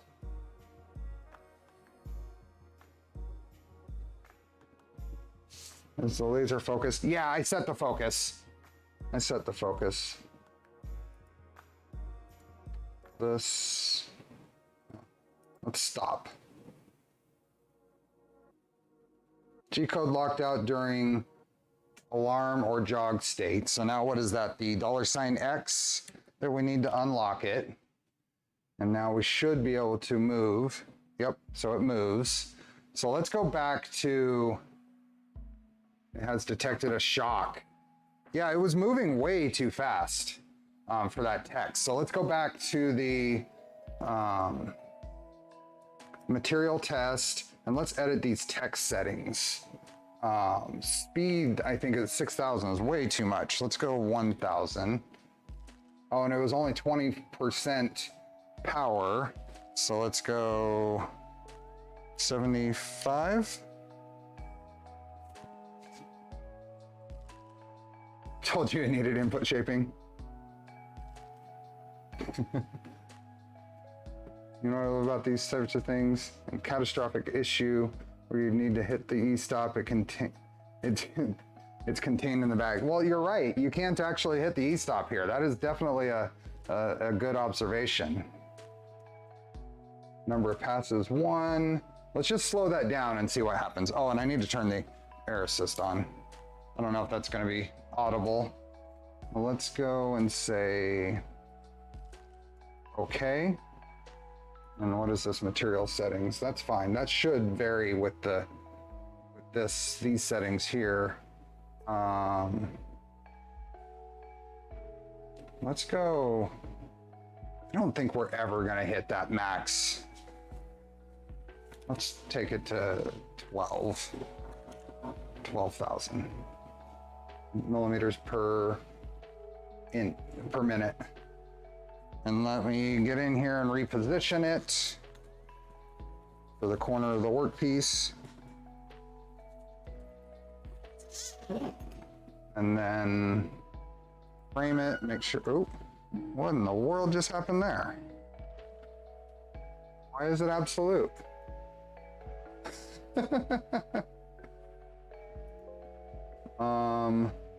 Why did it do that? You see, you look cool with the fancy glasses. This is true. Whew. This does mess with my eyes. Why did it suddenly go to 0, 0? What? Now let's, oh, where's my mouse? I keep losing my mouse. Close. Let's go home. Glasses make you look very steampunky. Not wearing the glasses can make your eyes look a lot more. Oh yes, agreed. Let's rehome this. Let's move this to my beginning here. Arthur, thanks for the gifted memberships. Let's go back to the material test and see if the text settings saved. Yep, it did. And frame it. Okay, so it's trying, so this here, what if I go Y center, X center? I don't know what I want that to be. Why is it suddenly doing absolute coordinates instead of, do I want this to be 0?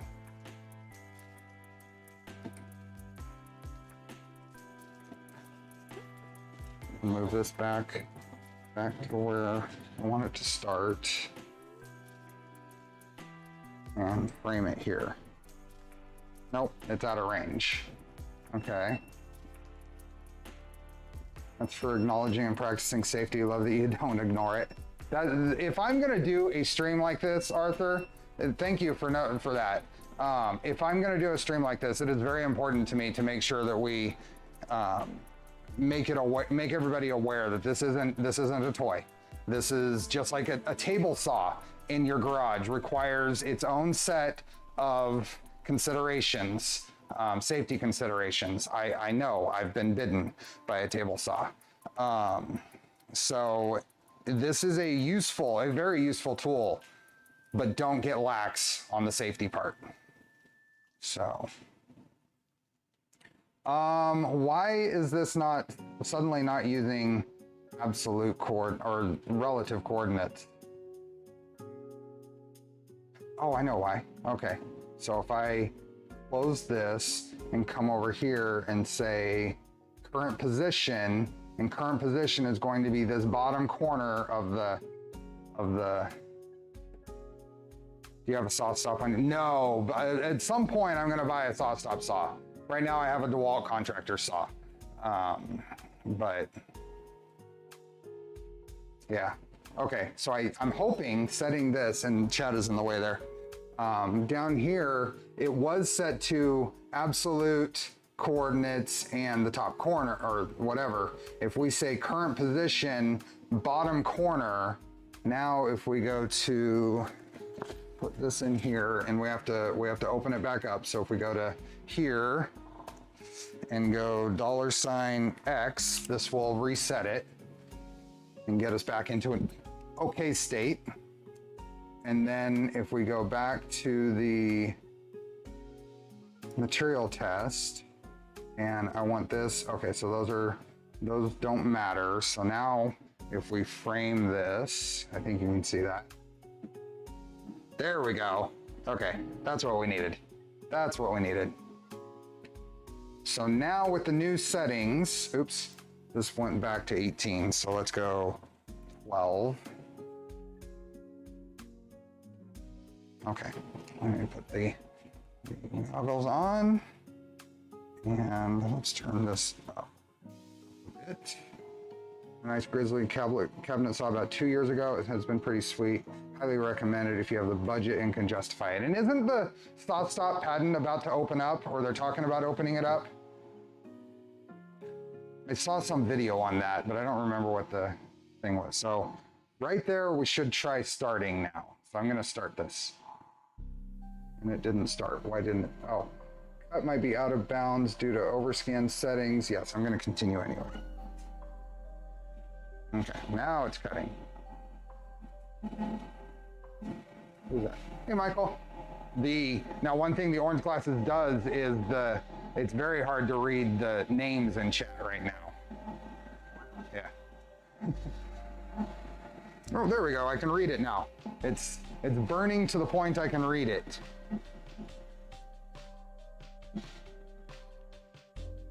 Awesome.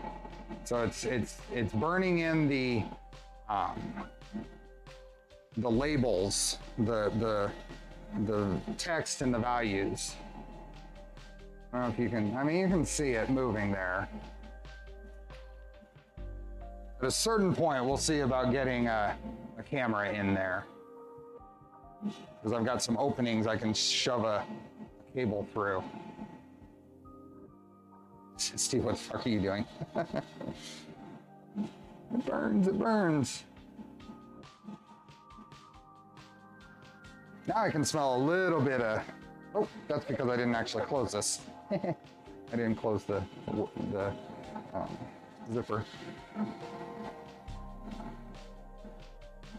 I've got exhaust coming out and going through an inline fan pointed at my partially open garage. I didn't get a soft stop because I worked with wet and reclaimed lumber enough where the decision calculus wasn't worth it. But I love that the tech exists. The soft stop saws are excellent. Yeah. Okay, so now it's going through the cut test at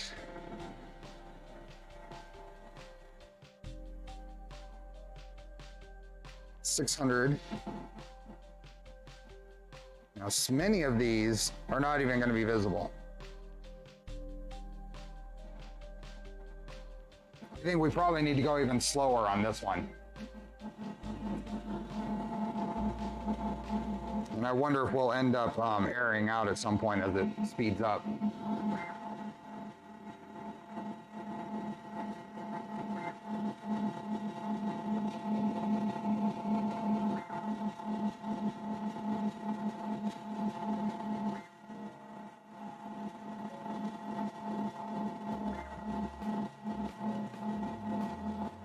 Should be the last pass. There we go.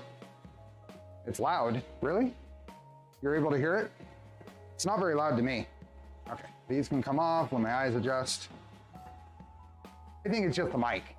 Do I not have sound, noise canceling on? Interesting, because it's not loud. Okay, let's pull this out and check it out. Yep, we're still on the right.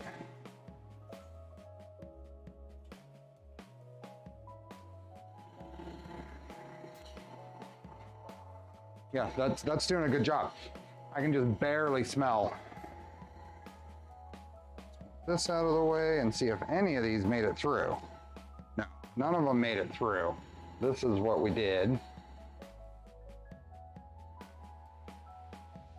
Dot matrix printer is what it sounded like, but muffled. Interesting. Some rattling and resonances. I've got a lot of noises going on too. I've got the air assist running. That's cutting into there, but it's definitely not cutting through. I wonder if we should change that to, let's lower the speed, go as low as 100 millimeters per second or per minute and see what that does. We'll go from, we'll change our scale here on speed, and we'll leave the power, I think. Set this back down, and our next test we're gonna start right here. Just work our way over.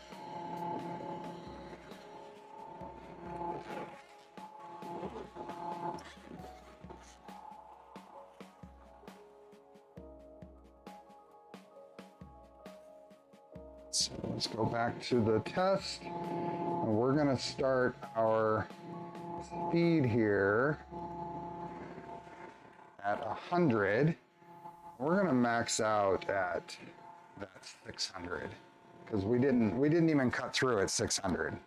Let's just see what the thing looks like. See if we can get anything to go all the way through, right? And we're gonna do our full range of power. So if I frame this now, it should go right where I'm. So that's perfect. That's right there in the spot I want it to. So let's get the there. And we were able to read the text nicely, so we'll leave that. So let's just start it.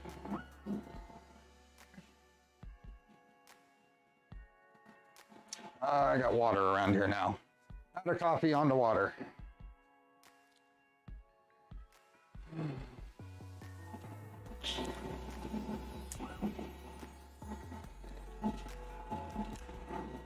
That's interesting that that's picking up. I need to check my settings, make sure I still have filters on for the microphone.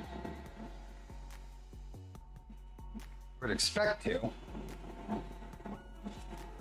How are we doing? We're at almost 2 hours in, so we have a little over an hour until the giveaway. With our concurrent viewers, I suspect that our streak's gonna get broken today, because that's gonna be kind of tough to hit 300 likes with 163 viewers. So that's fine. Where are we at though? I only see a 1.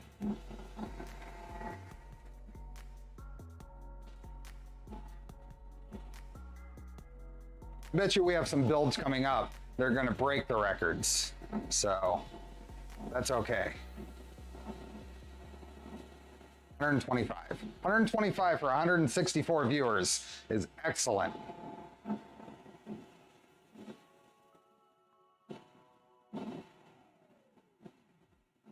Smash if you like the glasses. Did something fail?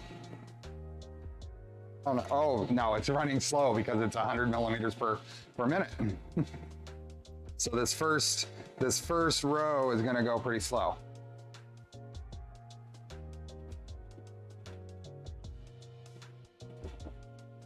If we can exceed likes to viewers, we're winning in any case, right?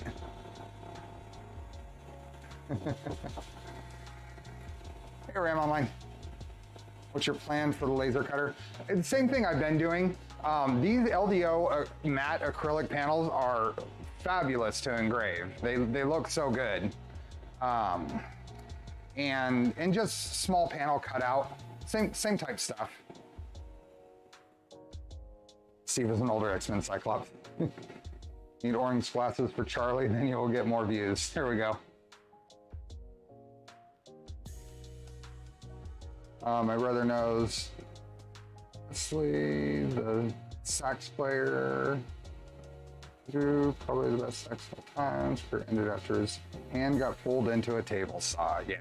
So I got bit by a table saw. Fortunately, just the tip of my middle finger, but it cut a V all the way up to the cuticle. It's amazing that I have a nail now, and it got a good bit of my index finger. So you might be able to see a little dent in the finger, and there's some sensation lost on both of these fingers still, from just barely touching the blade, not paying attention, and yeah.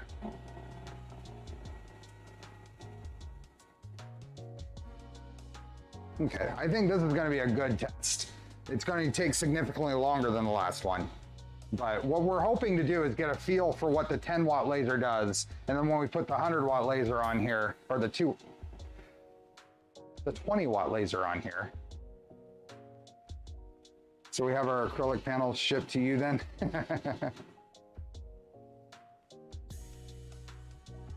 So now you got a mini butt like me. Too bad you don't have the opportunity to test how much light actually comes through the orange plastic. I don't have any way of testing that. This is an orange plastic. I have no idea. I would hope that it has able to filter the correct wavelengths, but wear these, please.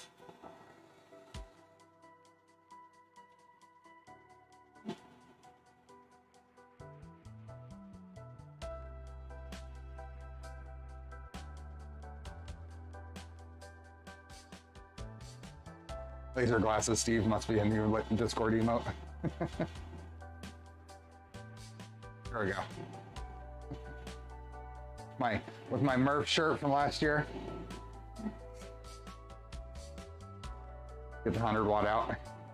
Now, if you look at the marketing, so you have to be careful when you're buying laser diodes, right? Diode lasers.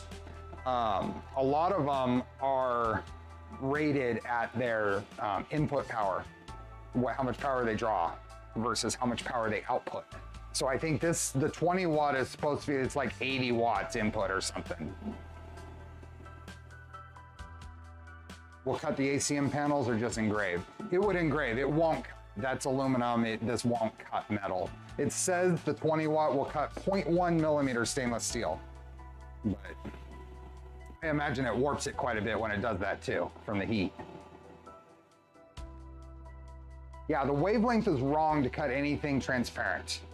It will cut the glossy black acrylic okay. It does a really good job at the matte black acrylic that, like what LDO does with their kits.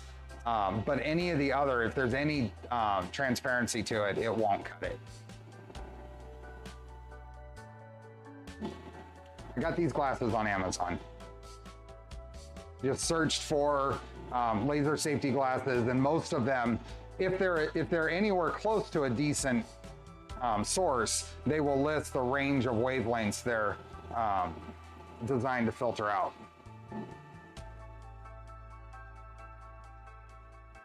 If you're open to destructive testing, try putting the orange plastic over the wood. I would, but I want to use this enclosure.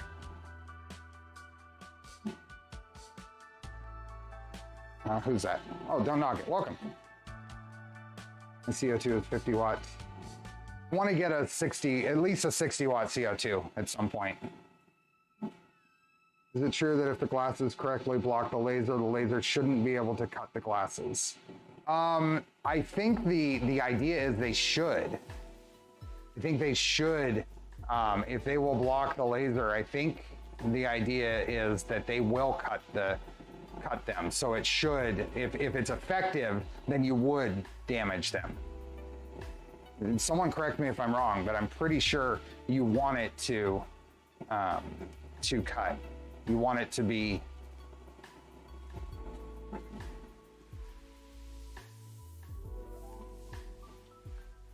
I'm not positive on that. Maybe the absorbed and then it won't cut, but it won't go through. I don't know. Any idea how powerful laser you need to cut ACM panels? No, it's so much easier to just CNC machine those. That's what Printed Solid does for their ACM panels. I'm sure everybody does, the CNC. You got a good test going here. I think it will cut the glasses. That's what my thought is too. I think it will damage, at least damage the surface. Laser doesn't cut the glasses, then it doesn't protect.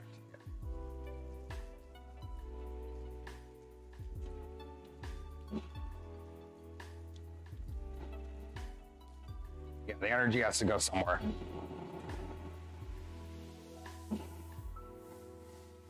We're at the 400 and something millimeters per minute range right now.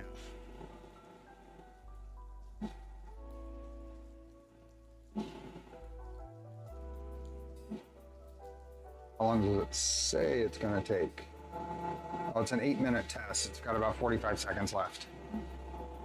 The glasses block the stray light from the laser. The light rays reflected off the material being cut, but I would not trust them for a full frontal hit. Oh, absolutely, Vince Wall. Yeah.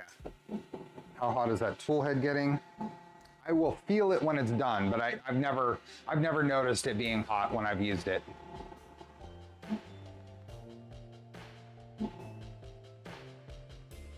Fire protection. Fire protection, fume protection. I mean, if we're going to talk about considerations with any laser safety, this isn't specific to diode lasers. Anytime that you're burning a material, you're going to let off gases, fumes, whatever. So you want to know what you're cutting.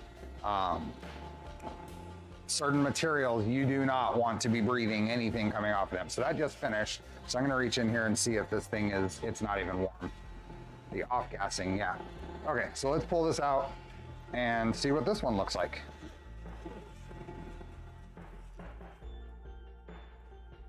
Safety protection. I need a laser cutters. Wallet protection, those prices, yeah. So this will move out of the way. And, okay. So at 100 millimeters per minute, this one barely, 100% power. Let's see. Oh, there it is. You can see it barely went through. The ventilation system is actually working really well. I get a little bit, barely smell of burned wood. Even when I open this, I can feel the air coming out.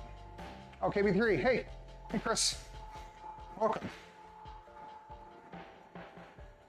Okay, so at 100 millimeters per minute and 100% power on single pass now, this barely made it through. I think I could probably push that through if I wanted to. I am using air assist. Yep. There's a, here we go, right there. Let's see off the corner here. Let's go one more try, and just to finish this off, I want to actually cut through.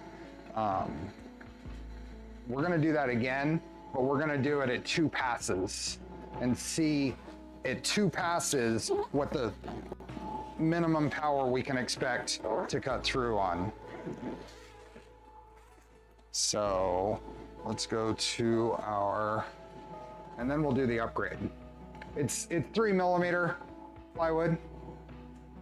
It's 3 millimeter. It's just an Amazon pack that I bought to be able to do some die cut puzzle type stuff. I think if we go to the material setting here, where's my mouse? There it is. I might be able to go 2 passes here and say okay. And then that should do everything at 2 passes. Let's frame it, and we'll find out. Yep, that's where I want it to go. Awesome. See you, Jose. Okay, so same settings, but 2 passes. And that means it's going to take about 15 minutes to do this.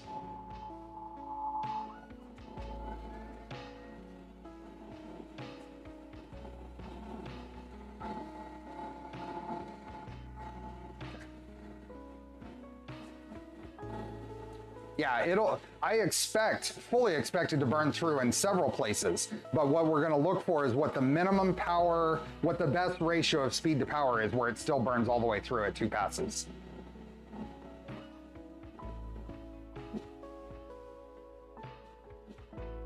What do we got? Scott asking a question about,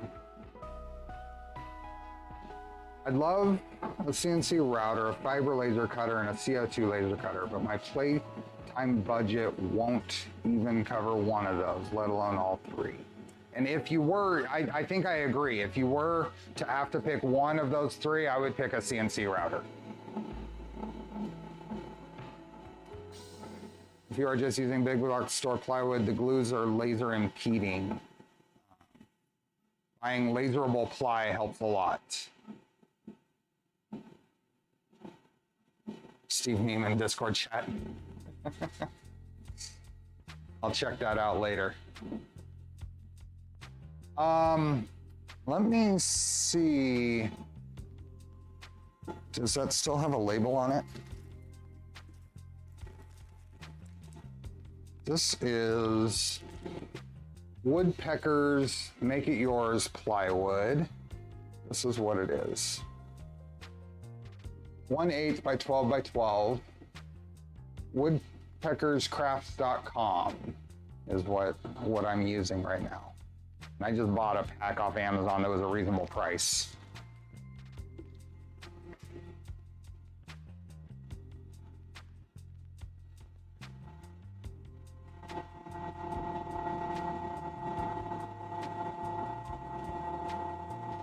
It's gonna write early. So is this doing 2 passes is the question. So 1.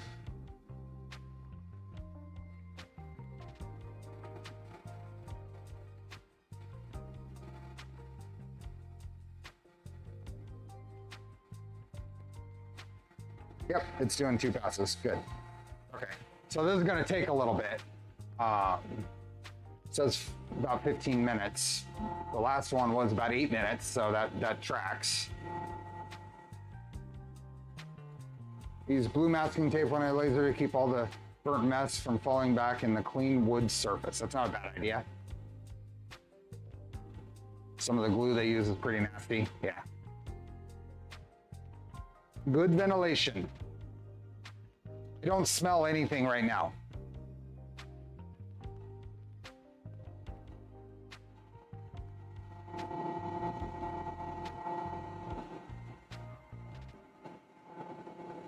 It just means Steve looks like a mad scientist.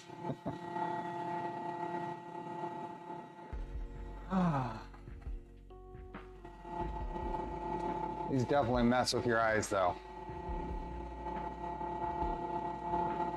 I am encouraged by these contacts I'm using, though.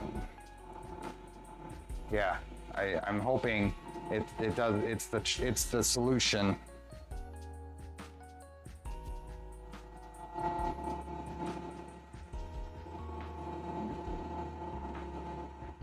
Did you send the email this weekend? You're going to look like a scientist. Matt is the kind to be. This is true.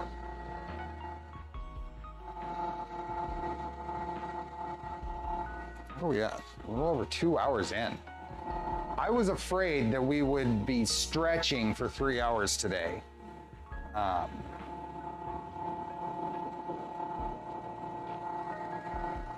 We're going to be going over 3 hours because we still have to move all this off the table and make some room to do the upgrade. I wore contacts for years, but eventually my eyes started rejecting them. My whole motivation is to be able to do things like this without having to get the super big ones that'll go over glasses, and to be able to wear sunglasses and be able to work out in the yard without having my glasses just get filled with sweat.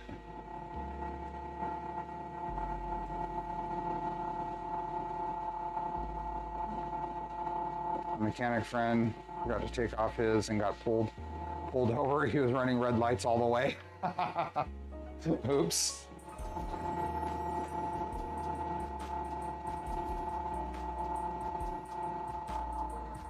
Oh, can totally appreciate that in his sunglasses. Yeah. Same here. I'm actually thinking about going ahead and buying a set for the MRRF trip before I leave. I was kind of waiting to make sure that the contacts were going to be the solution, but I may just go ahead and do it. Yes, I have a different prescription in each eye. So my dominant eye is my left eye. So that is set up for distance, to be focused at distance. And my right eye is set for close up. And close up is absolutely wonderful. I can read things I couldn't even imagine reading.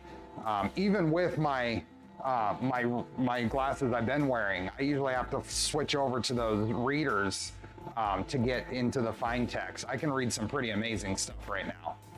Close up. It's just getting used to that. So the distance right now, I can read chat okay. I had a hard time reading chat on Wednesday when I had the multifocal lenses in. But right now I can read chat just fine. So, but it is a little, my eyes are still, I think my brain is still trying to figure out that transition. Oh, we got 176 people here. Are we gonna hit 200 likes?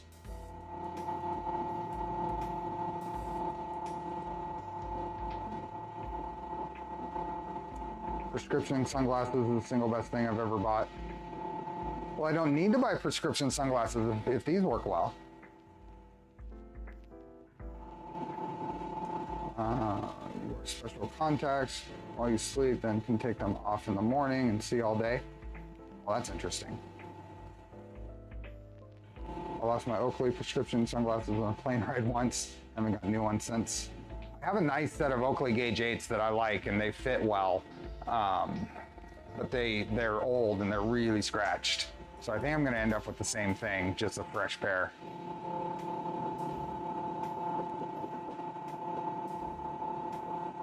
Something I've noticed is I feel like my eyes are more relaxed right now than they were even with glasses on. So.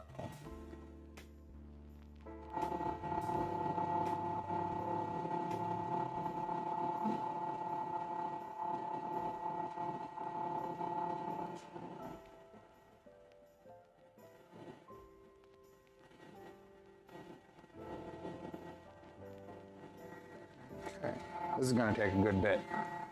We're done with the second row. We're on to the third row. Should have seen if I could get a camera in there, but that's okay.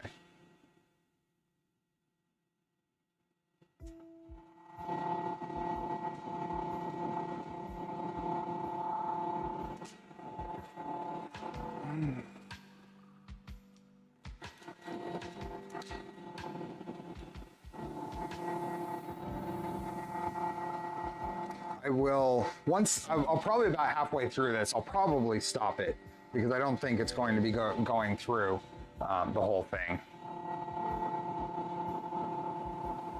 What about buying prescription laser glasses until I price them? What were they?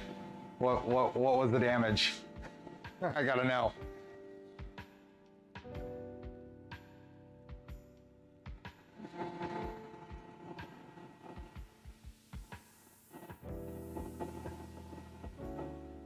Got mine from a RX Safety. They have so many styles that look like regular sunglass frames. Nice. 4 figures, 3 figures. What do we got?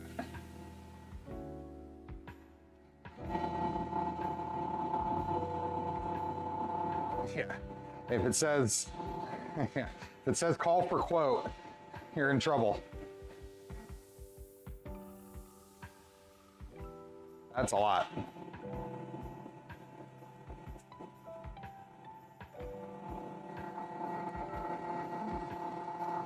Finishing up the 3rd row. What do we got left? 7 minutes left.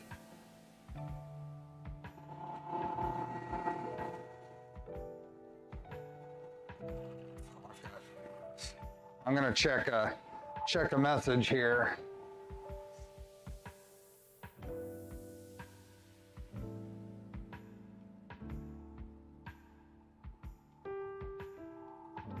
Perfect.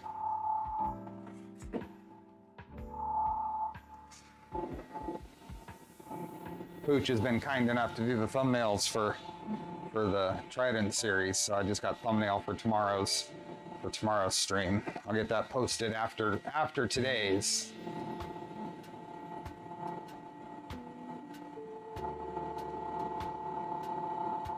Get a partial reimbursement for work. That's nice. 600 is too much for hobby use, but not as bad as I thought for something that would probably mostly be purchased by businesses. Yep. Okay, working on finishing up the. Yeah, this will go. I mean, it'll go quicker as we get further, but.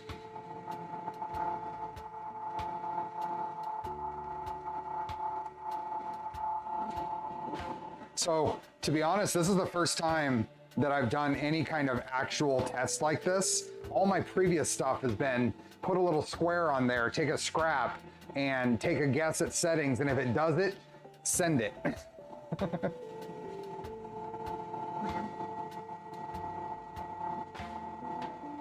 Cheaper and faster to get the O2 laser. CO2 laser is definitely, if you can afford and have the space for a CO2 laser, it's far more versatile than this.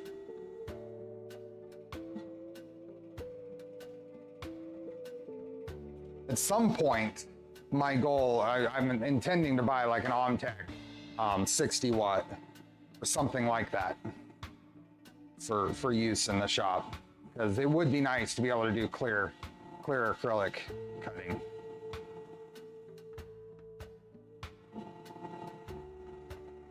We'll see what the shop looks like in terms of tool placements once I get everything in here and get the shed set up so some of the other tools, like the table saw, can go in the shed because I don't use it that often.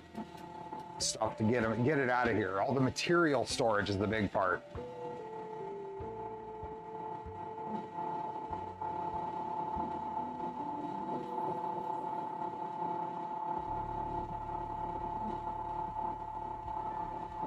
There are some neat things you can do with engraving on tiles and slate and stuff like that. I was seeing something, and I just saw it when I was doing some little bit of research before starting today. But there's, on stainless, you can do different colors with a laser. You can get, it said like 300 and something colors. I think it was on this. Let me bring up. It was on this Amazon page. You scroll down, was it? Oh, maybe it was one of these. There's something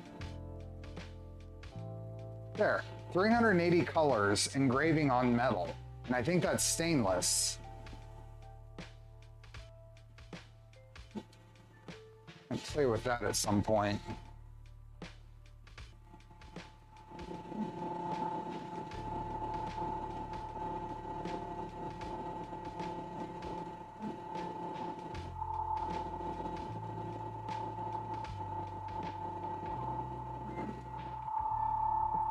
all based on the temp the stainless steel reaches. By material and temp, yep.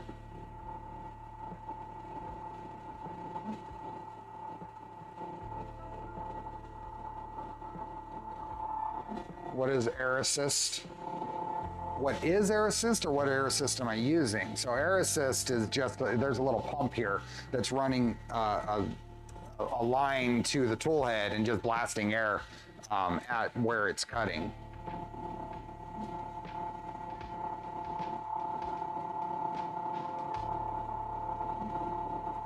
I don't even know what brand this is. This is one that the reseller sent me to use.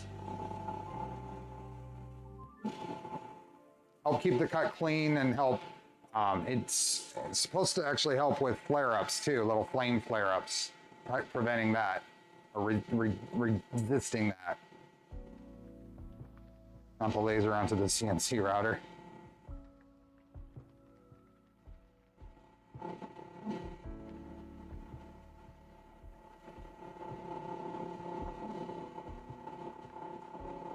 Yeah, and smoke, because you don't want any smoke in there is going to refract the laser and reduce its effectiveness.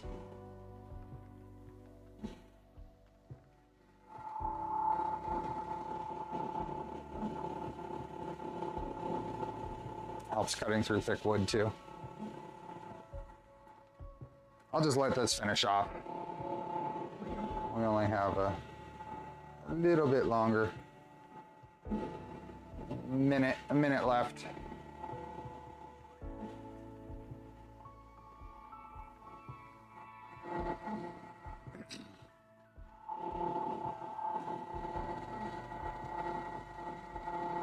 So we can take this and duplicate basically these settings with the new module and see what we end up with.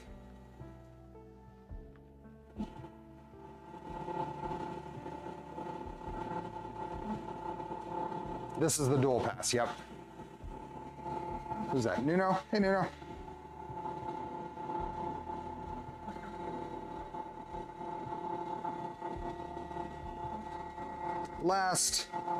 The last row.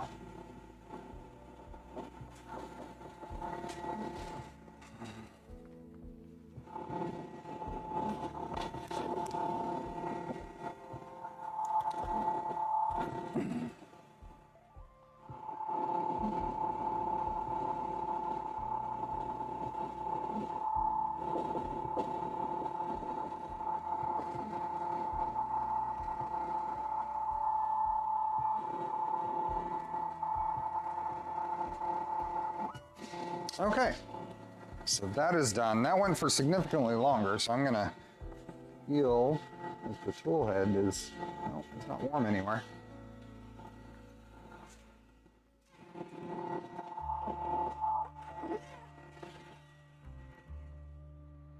There we go. It's out of the way. Oh yeah. Okay, so that was, oh, let's get these off. Whew, okay. Eyes adjust. That noise from the tube. Yeah, let me turn that off there. Is that better? Okay, so that is the test we just did. So it's, and then it looks like we got full. I would say we didn't get any, I wouldn't call that fully through at the 156 millimeters per minute. But it looks like we got down to 80% is probably acceptable. Yeah, that pushed through without much force. So 80% at 100 millimeters per minute. You want to keep the grunge off the surface, paper masking for laser engraving. And with the air assist, that's not too bad here. It would be worse, I think, without it. Hey, Sanity. So we're gonna use this as our comparison. So we can move on to doing the upgrade. So this is gonna be our test. This is our comparison for the next bit. So let me put this over here. And then we can turn all of this off. Let's close that and turn this off. Let's get some of this stuff out of the way.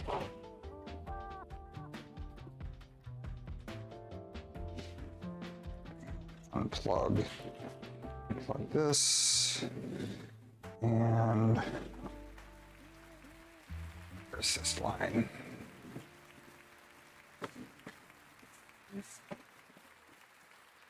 Oh, did I? Oh, no. Forgot to unplug the light. We will play with that in the next one. Okay, where am I going to put this? I'm going to set this, I'll just set it on top of this stuff for now. And then this, off of here, and this is going to set off to the side.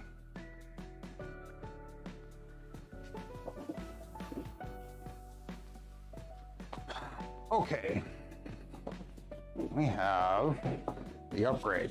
So this came with this guy,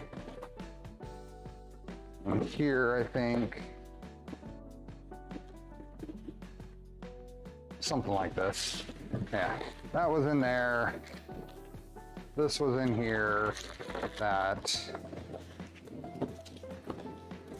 was our pseudo unboxing. Hey, Jokernet. So we got some package contents.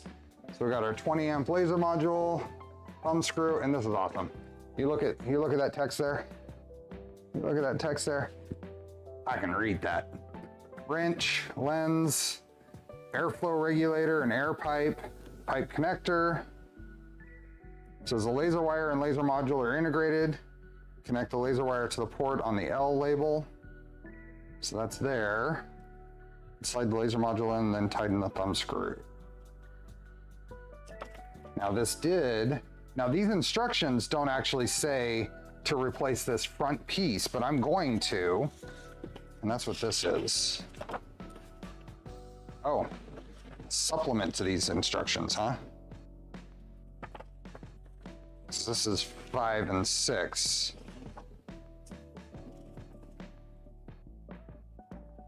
Okay.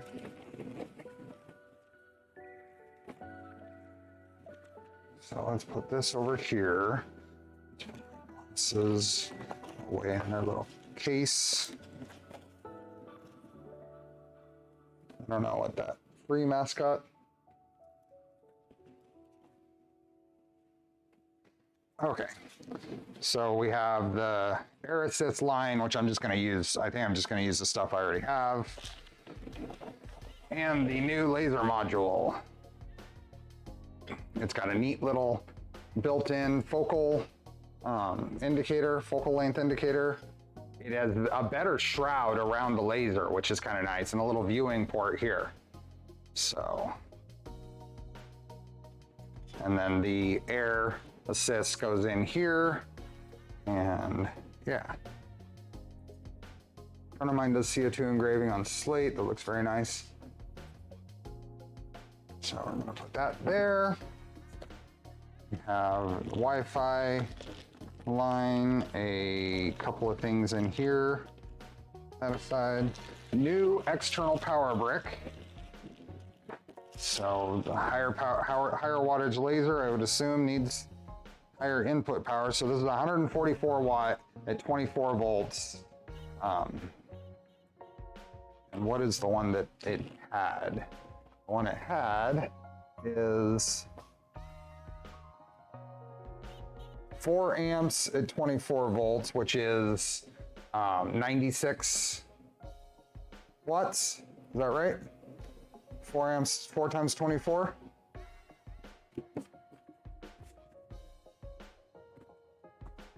So it's not quite double the power supply power, but this one's 144 watt. This is a 6 amp. 6 amps at 24 volts, that's 4 amps at 24 volts. Good. this out of the way. And then a new piece. With controller. In here, I'll have to transfer the SD card. We need to figure out how to do firmware updates on this. Okay, so we have that, and that, and that.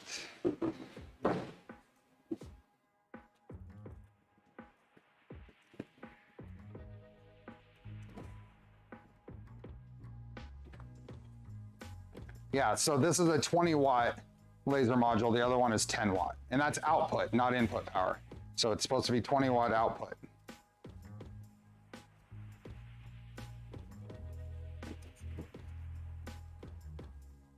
I'm gonna move this stuff out of the way, and we will take this one apart. So how does this? Oh, good. We don't actually. So we're going to unplug these connectors. So those two things unplug. And then I think we just undo this. We're not even messing with belt tension by doing this.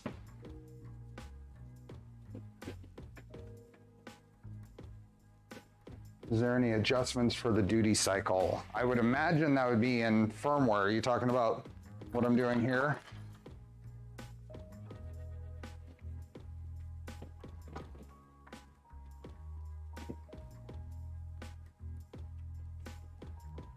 So I think we just undo these two screws here. That one. And this one. Hook up both lasers and you have an idler.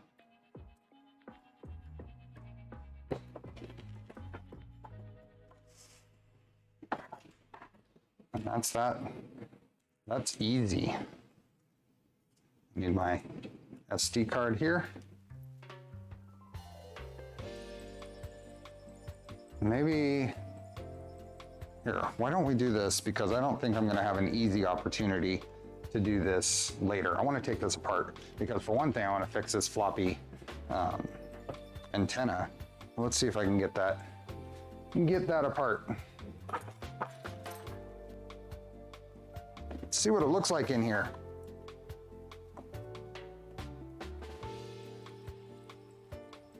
Well, after this, there's an e-stop outside the enclosure to be sure. And it still only has this one.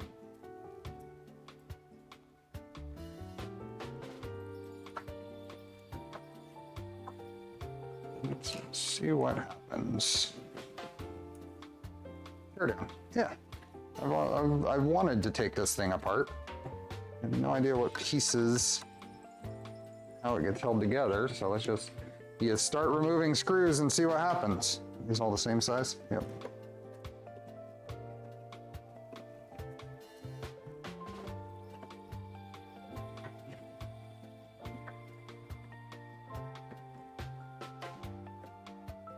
Nice. All the same size screw.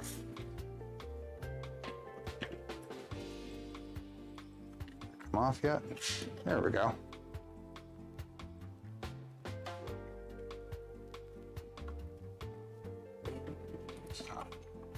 And then I think this probably light out. Need a parts tray? Now. Will this ever be used again? Probably not. Probably not.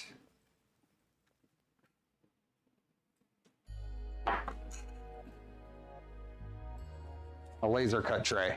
I have lots of plans for the CNC. I modeled my oh, that one's different length. Okay. I modeled my X-tray or set up a program for the CNC cutter to cut it. Let's that side. And I'll let this come out.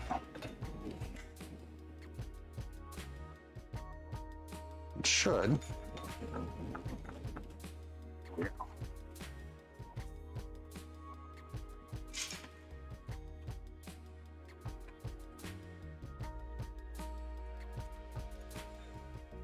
This is causing me trouble. Let's just pull this off. There we go. This thing was loose. So let's unscrew this. Now we can tighten that up. Any these. Oh.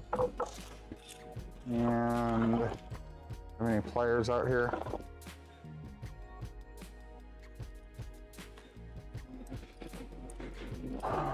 Pretty simple inside, yep. I wanted to get a little better look at what we had going on for the controller. There we go. That's tightened up. Not that I'm ever going to use it again, but it is an Ortur. Okay, so these two screws come out, and then I think we've got access to the controller.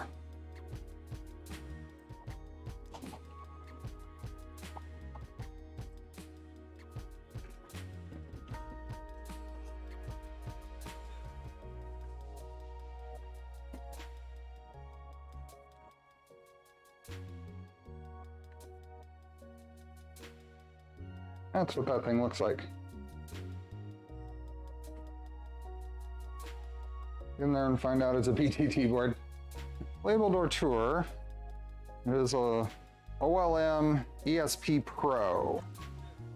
I don't really want to pull the heatsink off here to see what drivers are in there. A little ESP based. We got fan and light, so that's that connector we were connecting to. This is the Y stepper. I think we got X on this one.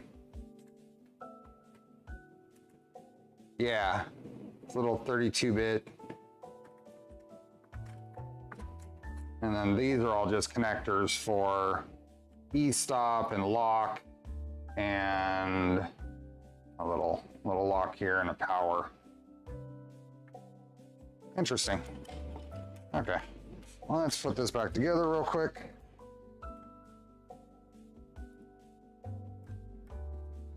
I unbuilt.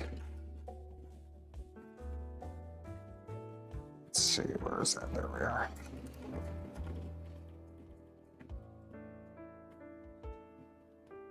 Hey, Greg.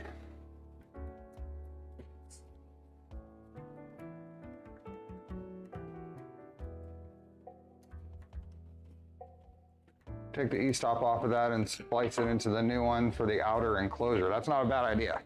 Mess around with that later.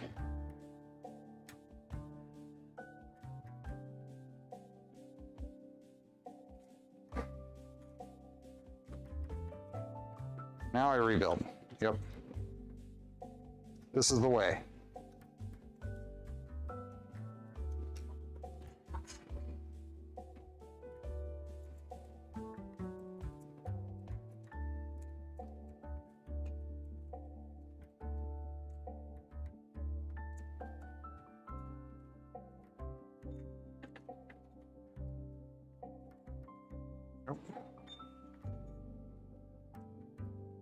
The little antenna connectors can be a little bit of a bear. There we are. Oh, and then we gotta put this guy back on.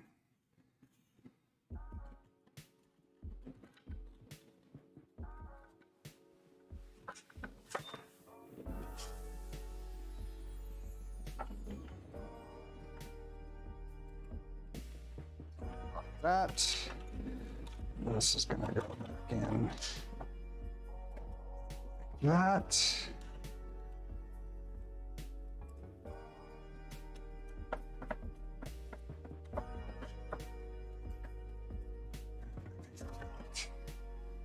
Two more. Where did those two go? Charlie gone for safety. Yep. Charlie is in the other part of the house.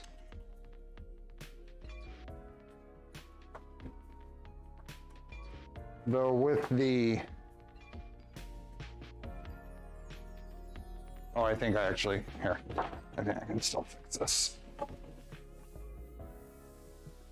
See, R3D? I think this actually goes one more step in.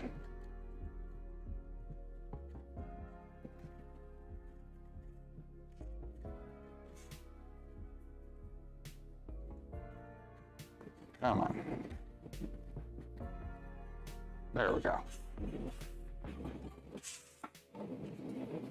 Yeah, I was off by a... Is that garage air? Yes, the garage is now air conditioned. It is awesome.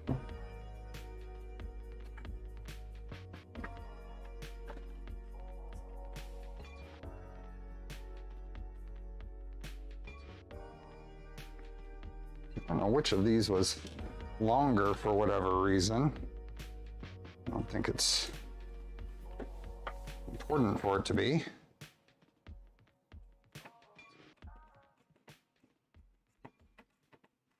Yeah, the air conditioning is freaking game changer. It would not be out here right now. And it's only says it's not even 80 outside.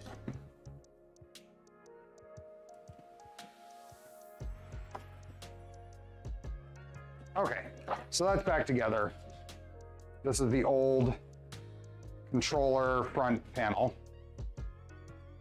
Do you need to insulate the garage? I should probably do some more insulation. The door is insulated. The outer walls aren't, but I don't know what I'm gonna do about that. But I just run AC. And I just got the solar. Solar was finished installing last week. So we're running, especially during the day, we're running all off of the sun right now anyway. Okay, so this guy goes on here. I'm sorry about that. That was probably very loud. Me couldn't keep all of that, keep track of all of that. So now we go here and here. Let's get a screw in over here.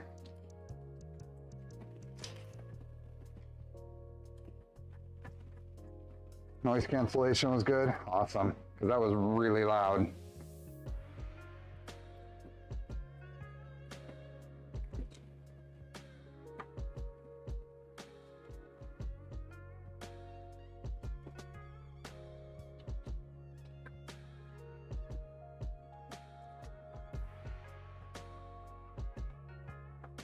To venture out to the outside, it's scary out there. Okay, now this is gonna plug in right here, and this plug in right here. Pretty much gets us back. Make sure this all moves. Yep, moves smooth. And then the old module, airline, and this is the old module in here. We can do a comparison here. 10 watts, 20 watts.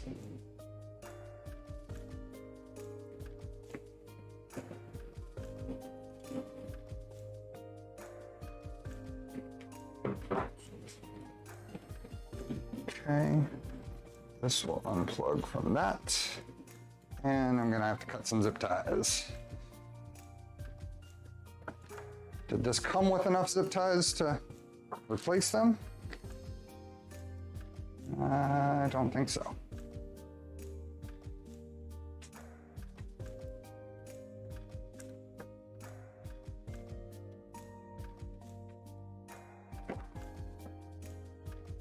Oh, there you go. Okay, that just went around there. And I'm gonna have to cut all of these, darn it. Oh.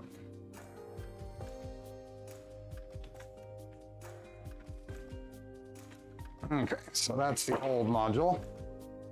Needs to be at least 50 watts, 100 would be even better.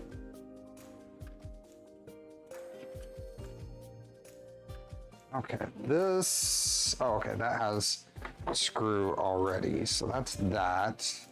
Old module, the plug, so it's can come apart. The new one does not have a plug, but that's okay, that's probably better. Let's go ahead and plug our new antenna in, even though I don't use the Wi-Fi functionality. What is in here? What is this? I have no idea what this is. Oh, that's a replacement lens. Oh, there's a replacement lens in there. I don't know what this is, but that's a lens. Interesting. And this is a little thumb screw, I think, for here. Tightening that to the...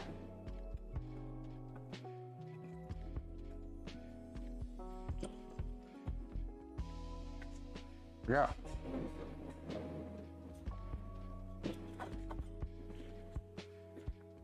Okay. What does the instructions say? I don't know. I gave up on the instructions a long time ago. Let's see. I did that part. I put those on. That page is done. How to use a focal gauge, install the laser module. Oh, yep. How to replace the lens.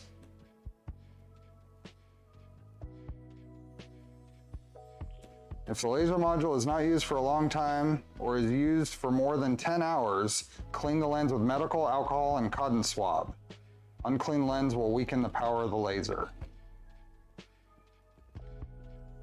Use white gloves if changing the lens. Finger oil will cause fracturing. Yeah, you definitely, on any of these, CO2 or these, you don't want to, what's this? Get your finger oils on it. There's a pretty large little manual here. Package contents, install the machine. I think this is full LM3 manual here.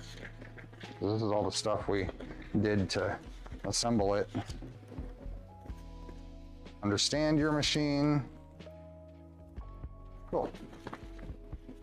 And then some material guides, it looks like, for LightBurn. That's neat. A little material guide for LightBurn.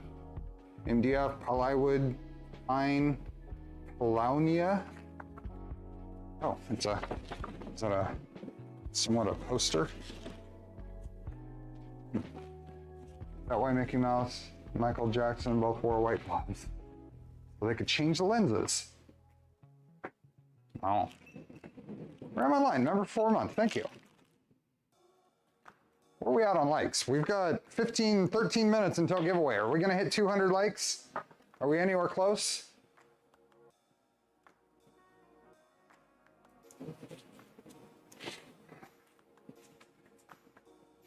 What do we have? What am I missing? Too late for what? Oh no, it has a plastic covering on it.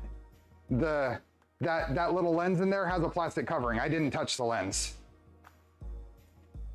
If that's what is that what you're saying too late on?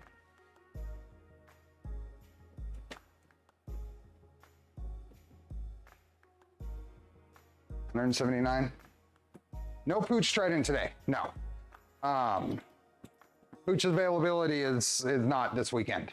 So we're gonna do Pooch Trident tomorrow. So 2 days in a row stream.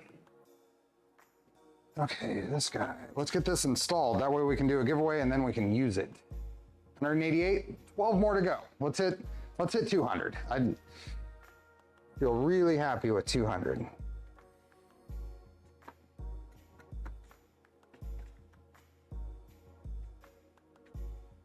Don't like that this needs a little bit of work.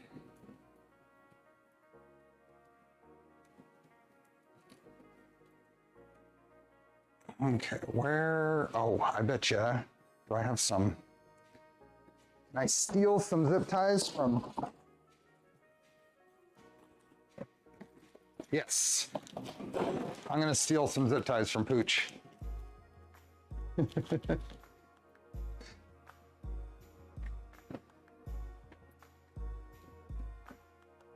Make sure I don't accidentally grab the belt because it's awfully close there.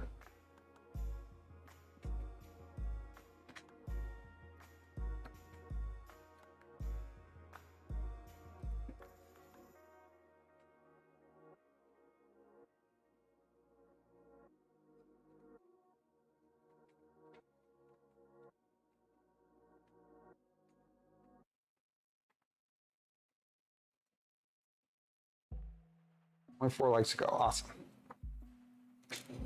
Father's Day gonna kill the streak. That's okay. It is a very different stream today. So, and it is Father's Day. Okay, there we are. We're doing well then.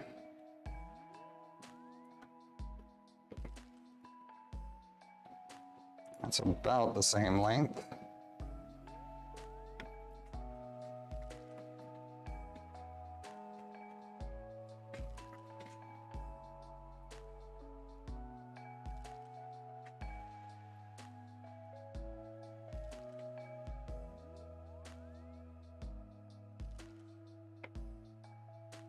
Like button discussion engagement always helps. Yep. 181 watchers, 200 likes. That is very good. And then I'm gonna kind of tie these together loosely. Bill Brothers, thank you for the gifted memberships.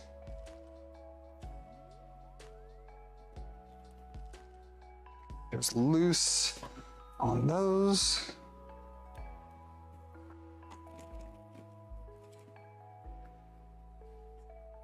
Congratulations, Maple Leaf makers, on your subscriber threshold.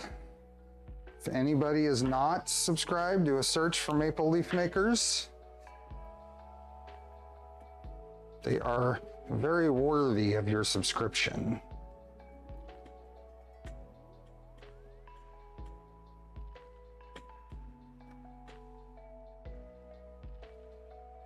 Okay.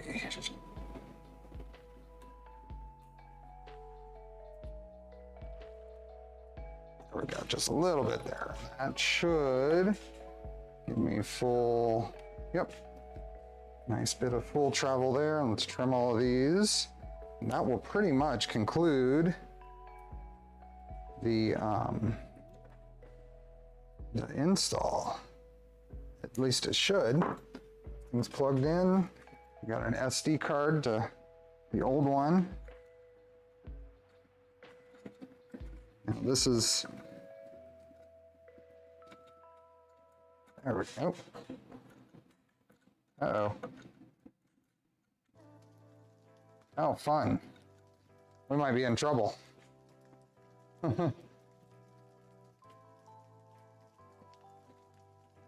We might be in trouble. Yep, I might have a broken SD card module in this, or socket. Ah, there we go, it clicked.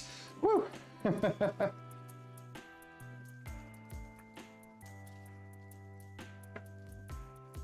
need a pair of those little snips every time I see you use them. I think, oh yeah, I need to add those to the tools wish list. Yes. These are the, what are they? The CHP-170. I buy them in a pack of 3 or 5 or something like that, because they end up everywhere. So the more I have, the more likely one's gonna be where I look.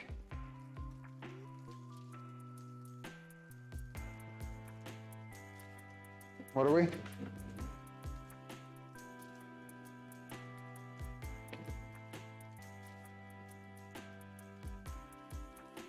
US, Canada,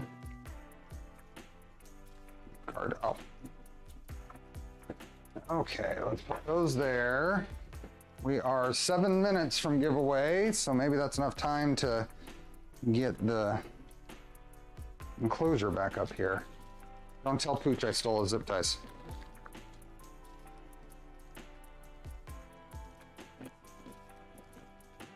Hey, Dutch dude.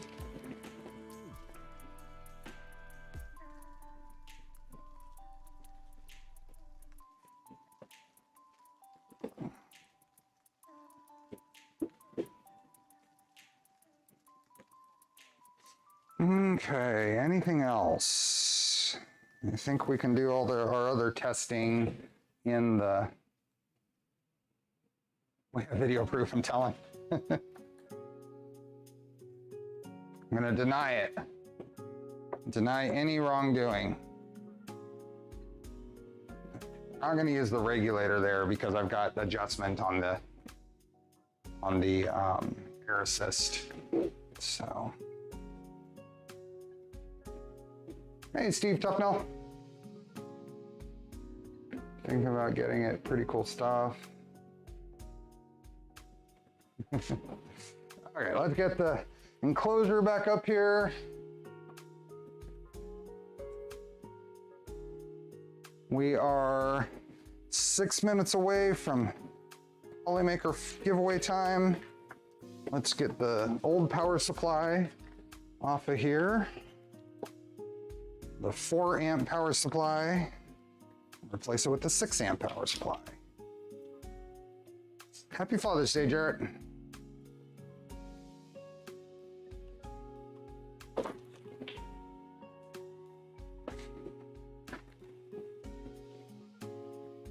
You saw it on Twitch, that color print. Which one?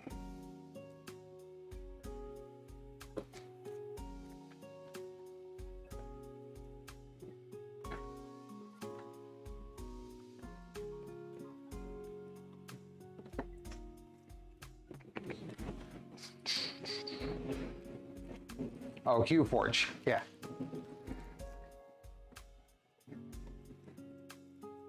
Okay, fishing my stuff through there.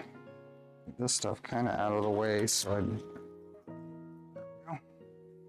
this goes here. And then we can set the whole thing down in there.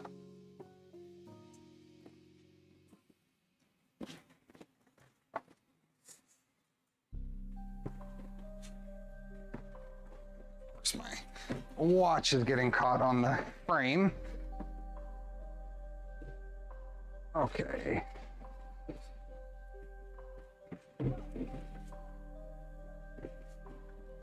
That should be about good. Goes there, and then the air assist comes out one of these side holes.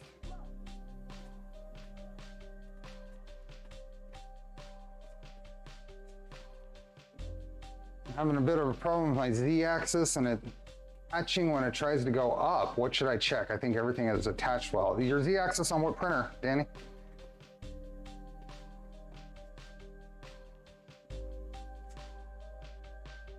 Got back from Spider-Man with kids. It stops moving, it's catching. What printer are we talking about?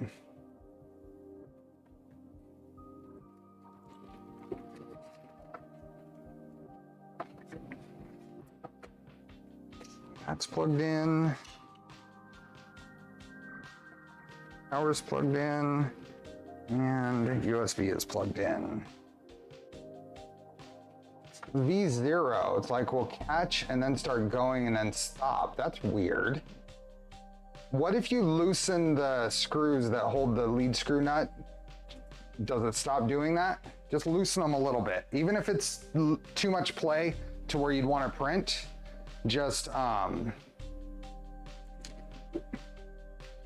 to see if that takes care of it.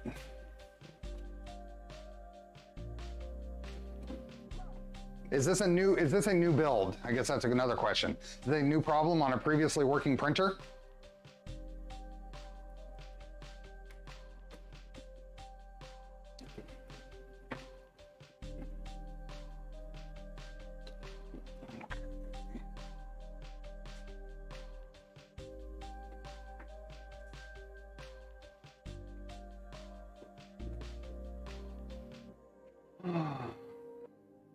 New build, I haven't gotten to printing it. Yeah, I would check mechanical,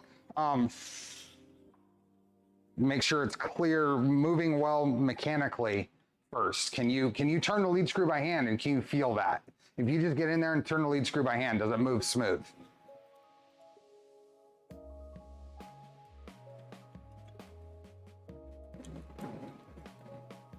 So this is the old focus lever. The new focus lever is this little thing on the side. Hey, Lucian.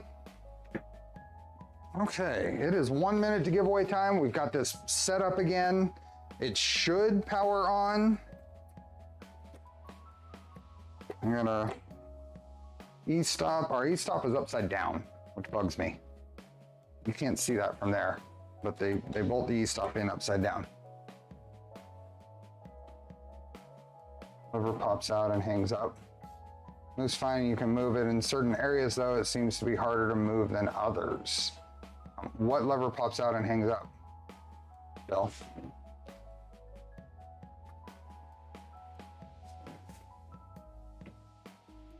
Okay, we are at giveaway time. So Polymaker filament giveaway, same thing we do every stream. Something was on my neck. Link is in the pin post or the description. I'm gonna go and close the entries when we haven't had a new entry in 3 seconds.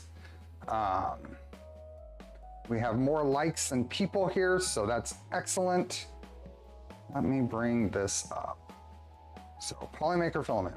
We are going to close. Oh, it's my microphone wire that's rubbing on my neck. We're gonna close this when we haven't had a new entry in 3 seconds. So 3, 2, 1. That's a nice even number. We're gonna close it. Okay, all closed.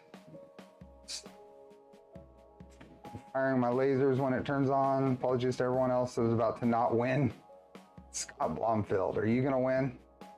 I got my first serial with VS652. Congratulations. Hopefully get some B-Day luck. Is it your birthday, Robert? Happy birthday. Before we go any further, let's wish Robert happy birthday. Okay, link to sheets. Let me export this. Create. No, they're with me and they're not winning. Okay, Panzercat, you were the very first entry.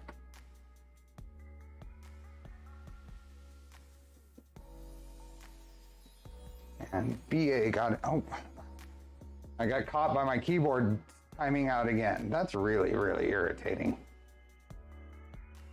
Okay, Control C.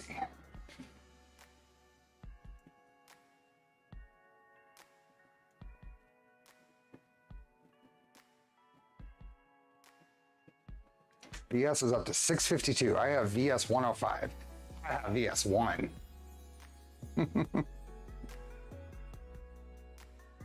Hey, Sanity.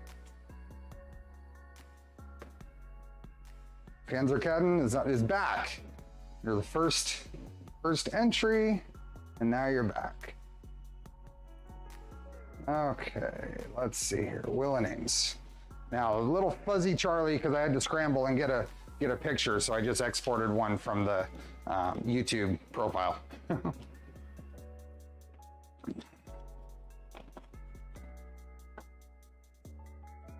Okay, let's paste the names. Excuse me. Okay, we have everybody in there. We need a number between, what is today? The 18th. It is Father's Day the 18th, so it's June 18th, so between 6 and 18. Yeah, it closes at a very generous 3-second count sometime after the 3-hour mark. So 6 and 18. 6 and 18. 21 is not between 6 and 18. 42 is not between 6 and 18. Let's go 15. 1, 2, 3, 4, 5, 6, 7, 8, 9, 10, 11, 12, 13, 14, 15, and spin. We have got we're spinning for a winner for Polymaker Filament. If you're in the US and Canada, you get a coupon to us.polymaker or to your local Polymaker website. If you're outside the US, then you get to pick from a list of filament to be sent to you. Let's see, who do we have? Chrislan. Chrislan, are you here? You have 2 minutes. Timer has started. Chrislan, are you here? Say something in chat. Doesn't matter what it is, we'll catch you. It's easier to ping me, but if you don't ping me, at least say something. Congratulations. Chrislan, are you here? I might miss it here in a second, but I missed someone saying something.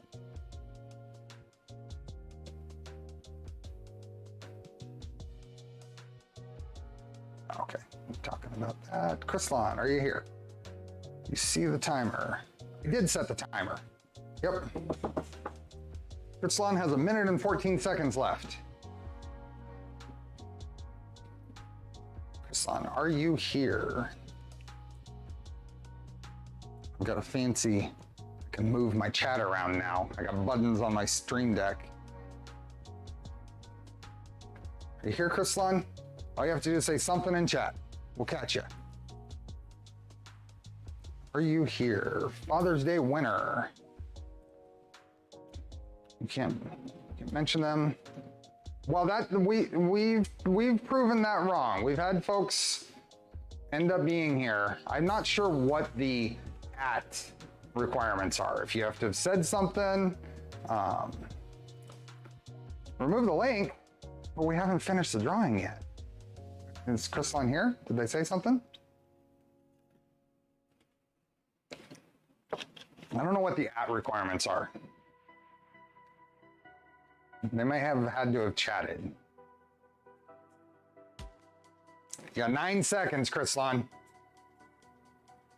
We're very generous 2 minutes. If you're getting a sandwich, I hope it's a good one. Because we are done. We are done. So I'm gonna remove the name. Actually, I'm not gonna remove the name. If for some reason they get picked again and they happen to come back, then they've got another chance. Okay, we are going to, give me a low number. Give me a low number.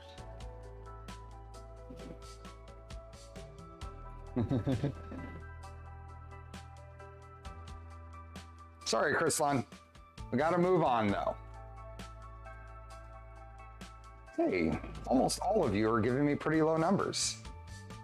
I see a lot of 3s. 1, 3. and the clever folks with the negative numbers. Good job. Okay, who do we have? Who do we have?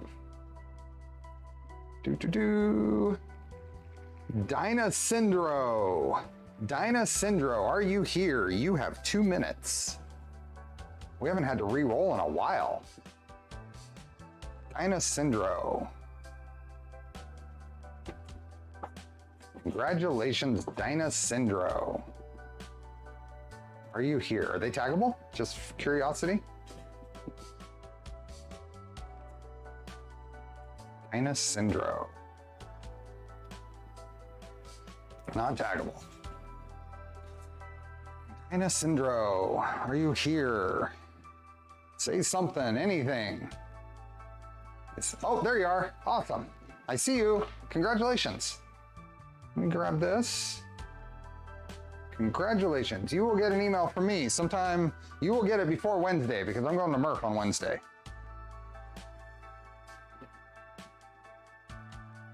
Let me make sure I have a good email address for you. Yep, looks good. Awesome. Congratulations.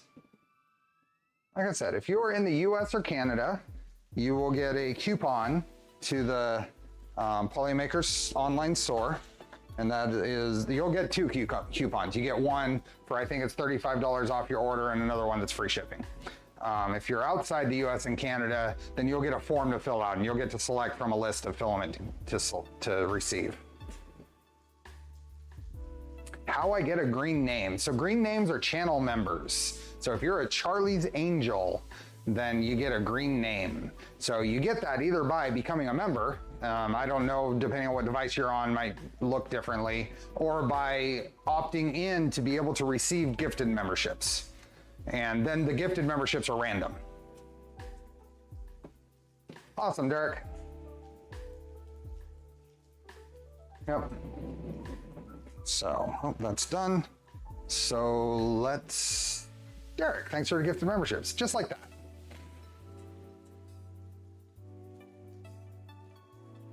Who do we have? Hey Cameron, how you doing? You just got a gifted membership. I think we can leave this on. I need to unpin the thing and do the other things. And pens are cutting. Thanks for the gifted memberships. Let me unpin that message and here. Delete the link from the description.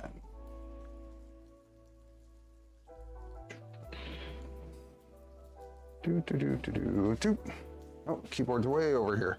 Delete. Go. And save. It's raining. Did I say we got Derek and Panzercat? Thank you. And did the person who was just asking get a gift? Now, receiving gifted memberships has some weird YouTube rules. If you're a branded account, it doesn't work, and there's probably some other thing. I'm just going to not be a member. So branded accounts is the weird thing that YouTube does that are not eligible to receive gifted memberships. So welcome all the new members. Now, the June Charlie's Angel stream. So that's the benefit that I give to channel members is we do an extra stream a month. And it just varies on the content. Like the last one we did, we built a Nerf blaster or a foam dart blaster. So anybody who just received a gifted membership has access to all of the, to the last Charlie's Angel stream. Anything older than that, I make public anyway. So everybody has access to anything older than the last one. Sanity, thanks for the gifted memberships. Oh, what else am I missing? Tap or clicky? I like tap. I like tap. There's nothing wrong with clicky though. Clicky works just fine.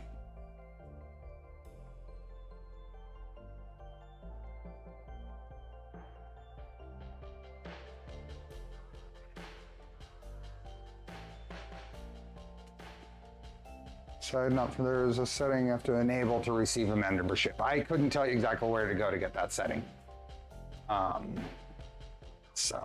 So anyway, where I was going with that is for anybody who might not have heard earlier, I've declared that June has 31 days.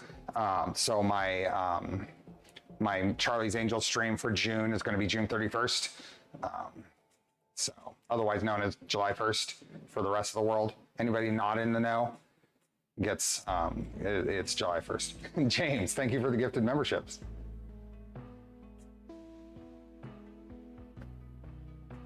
If I was looking to add one on a printer, it would be tap. I really like tap. I do. But I'm not trying to push the extreme end of speed printing either, and things like that. I like my moderate speed, but reliable. And first layers have been very reliable for me with tap. So, okay, let's turn this on. I'm gonna leave this open, but I think I'm gonna put my glasses on just for the startup, just because I don't know what it's going to do. We are still just staring at that, so let's actually switch away from the wheel of names.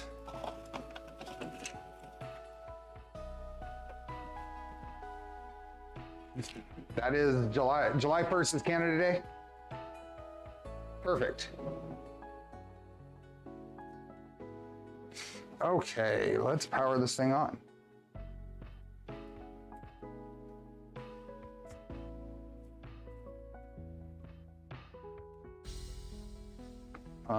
Oh, okay. So I got a red light because the lock, the key lock, is off. Holy moly! Oh, good. I hope these are the keys. The new board did not come with keys. I just happen to have the little box right here. We gotta turn it on first. Turn the safety lock on. Now we can turn it on.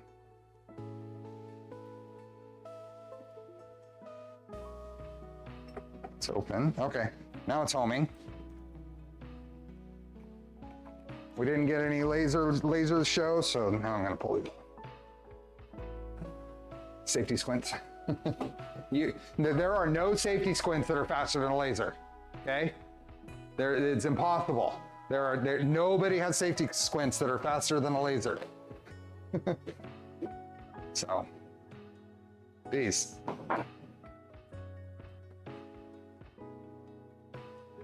We'll need to make sure their post is seen instead of scrolled by.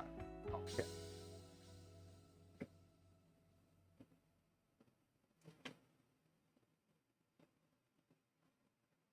It's possible that people despise them will get less than a chance of getting answered. Do safety squints and welding. Can it get me through the camera? I don't know. That's a good question. No. Is that a cable popping out? This guy here? Well, we don't have anything sticking out where it shouldn't be. This is a little screw that adjusts for the height adjustment thing. This is a larger module. When it homes, oh, I forgot to do something, and I kind of knew I was supposed to. I need to move these homing spots because it actually just homed to it homed the module to the front. There are alternate holes here for the little stops that I need to move. Need to move these. This camera will sacrifice itself for your safety. Yep. At least these lasers are visible. The invisible ones do damage, and your eyes don't even blink out of fear.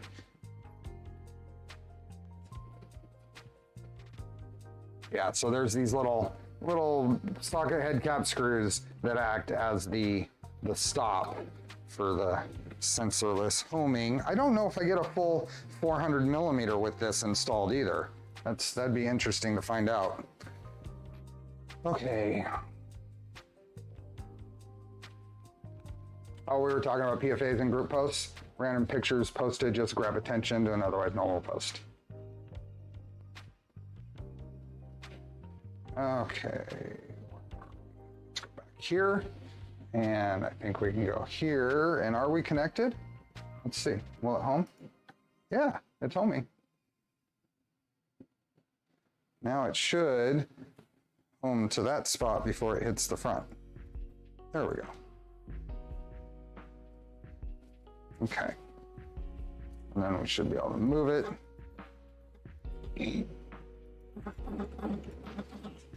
Okay, that's good. So let's put our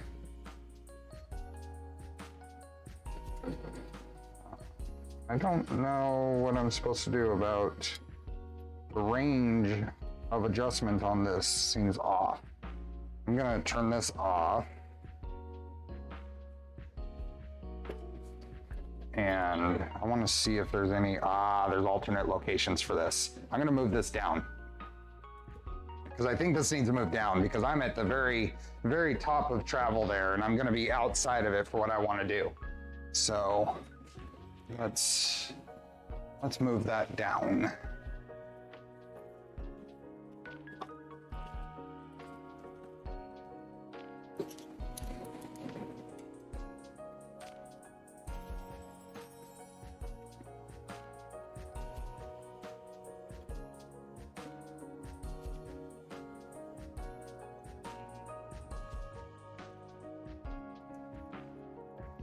Okay, so there's a series of holes here.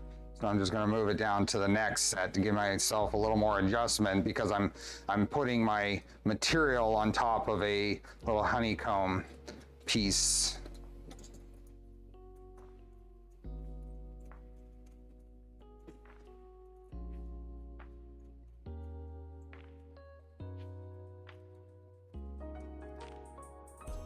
Do you happen to get a shipping notification for your Mark IV? You were in the same group as me and I figured I should have gotten something last week. Nothing yet. So my order, I checked my confirmation email. My actual, everything's been received, everything's done, was at 5:25 CET, Central European Time. And I have not received anything yet, any notification. It's okay for me. No matter what, even if it had shipped Monday or whatever, I'd be at MRRF. So, but yeah, for anybody who doesn't know, I do have a Mark IV on order. I should be in the early batch of shipments. But I mean, we know Prusa doesn't have a great track record in getting things out when they say they will. So I expect that it'll ship next week. And then we're going to do a Mark IV build because it's a kit. I'm looking forward to it. I pre-ordered a Mark III, so I figured it was appropriate to pre-order a Mark IV. If the kit comes in time, it could be a Charlie's Angel stream. It won't be a Charlie's Angel stream. I'm gonna do this public because that's a big deal. Having a kit early and being able to get something out there on a assembly, I think is going to be, I'm hoping will be popular. I think it's gonna be fun. I think people are gonna like it. I'm gonna move this to where I want to go for my test. So yeah. Can you clamp to that honeycomb? No, not really, but a laser doesn't put any force on your piece. So as long as it's stable and the air assist can't blow it away, then you're good. Let's move our little focusing lever over and then drop this down to the surface. Out of the way.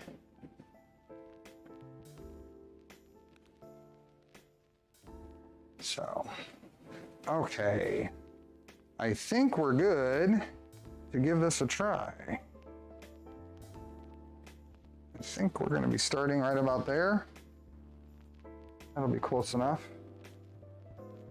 What is standoff height that is good for the laser? I think it's about 3 millimeters. There's a little, so on the old tool head, there's this piece here that comes down and it puts it about, I don't know, somewhere around 3 or 4 millimeters below this shroud.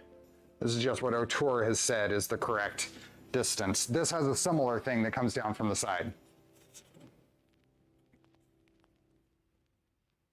I often have problems with precise placement. Warp material, I agree. That is a big deal. And yeah, magnets would be fun. I don't know, I'd be interested. I have a stack of magnets right over here. Maybe if I can find them again. They were stuck.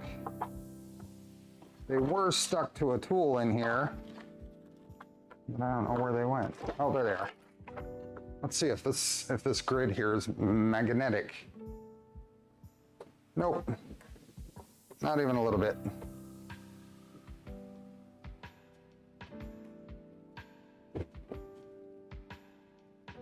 Yeah, a little kickstand, yeah. So I believe that height is typically about 3 millimeters, but it's probably going to vary depending on the, depending on the manufacturer.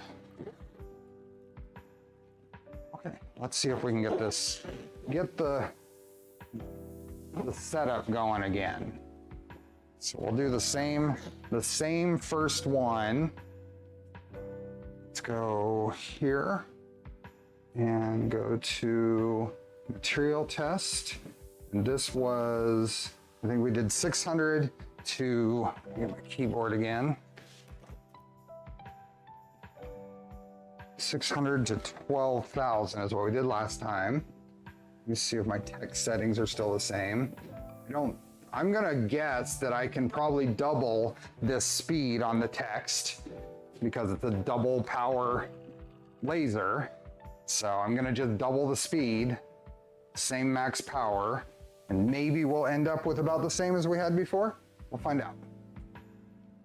I think you need to build an enclosure for this. There is an enclosure. So my intent actually, so eventually I'm going to, eventually I'm gonna build a full enclosure for my CNC router. My intent is to put a window on the front of this, of the right stuff, so that I can just set my, diode laser on top of this and use it. So I'll have that all closed up, and I'll have an exhaust, a spot for exhausting fumes, and I'm just gonna use it. When I use it, it's gonna be on there. Because there's never gonna be a time when I'm gonna be doing that and need to do this at the same time. So, I think it's a good idea. I'm gonna try it anyway. So I'm not gonna replace this. This is gonna be a great, and this, I'm reasonably pleased with this. This little enclosure here is gonna be a great use for now. But eventually I think I'm gonna do it over there.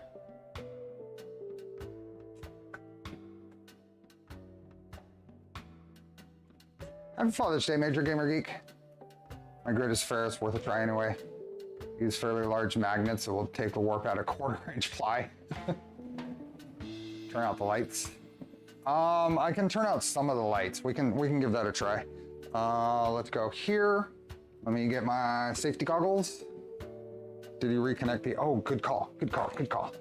I did not, thank you.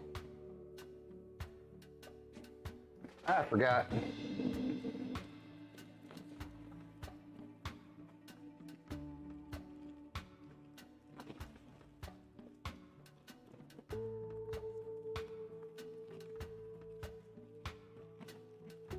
There we go. Okay, that is connected. Good call. It's still running. The exhaust itself is still running, but that's there. Air assist needs to be on. So air assist is now on. Thank you, MakeRS. Okay, that's on. That's there. Safety glasses. I'm gonna go here. I'm gonna say okay. Where'd my mouse go? I'm gonna frame it. Okay, it didn't do that. So let's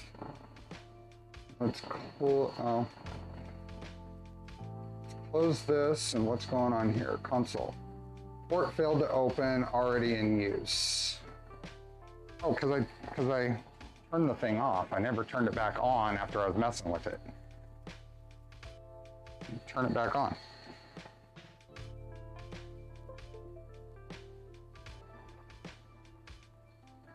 There we go. Okay, and I'm gonna reposition it again. I'm gonna go right about there and close it back up, and we'll try this again. I forgot to turn it back on. Now we're gonna go back to, wow, these glasses make it even harder to find the cursor. We're gonna, I need to save a preset, so I need to change that back, and we should be able to frame it. There we go. Okay, we are set to go. I'm gonna start this, and then we can try turning off the lights and stuff. Let's go. I don't know if that's the main light that I can turn off easily. I don't know if that helps. Does that at least remove some of the glare?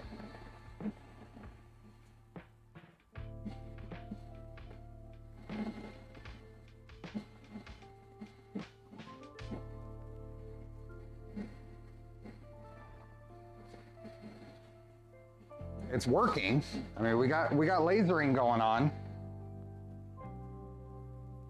You can see it do stuff? Awesome. Laser goes pew pew. You can try putting the other camera in here too and see if we can get anything.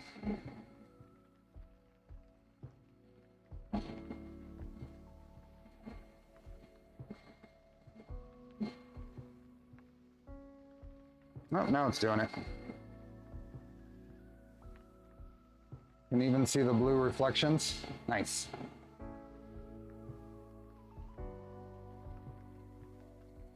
So there's a little green, well, yeah, green light on the top that's PWM, and then the other one I think is just power.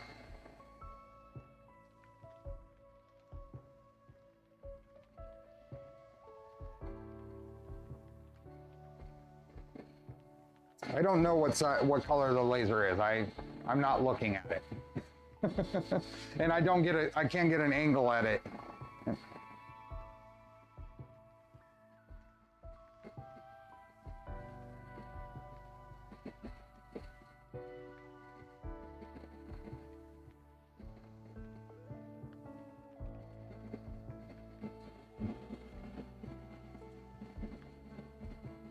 Looks bluish on camera. Okay. I'm looking at my stream monitor view is about that big. So I get a general idea of what you're seeing, but it's not detailed. My monitor that I'm operating most things off is about 4 feet away from me. I've got a monitor here to the side that LightBurn is on, and that's what I'm sharing. That's only about 2.5 feet from me.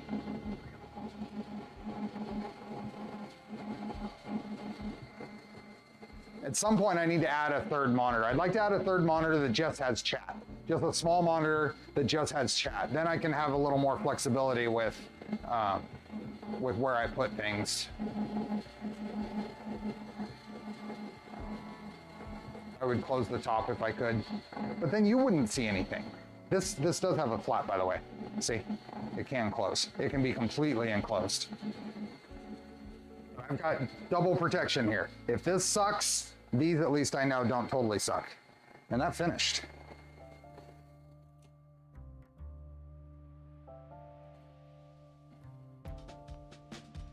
That's a lot of light scatter.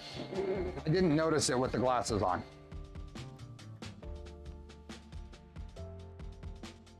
Oh, I should zoom in. I can't. I'll zoom in on the next one.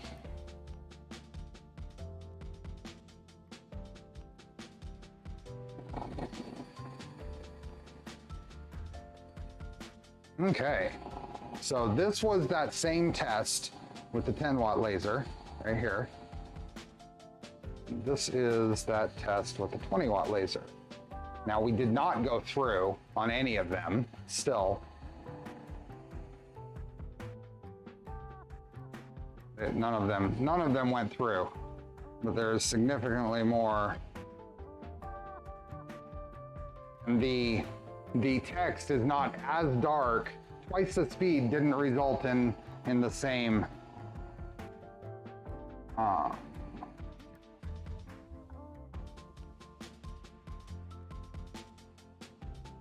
but it was, I mean, it is marking all the way through basically, where this one is very faint. So we'll keep going. We'll try the next one.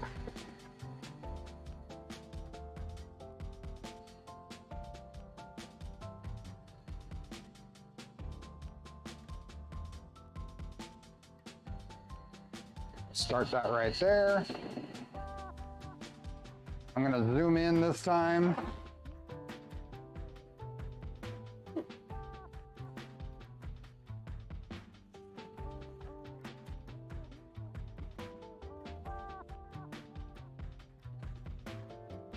Okay.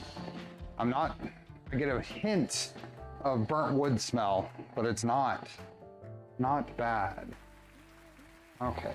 So the next test we did was 100 to 600, right?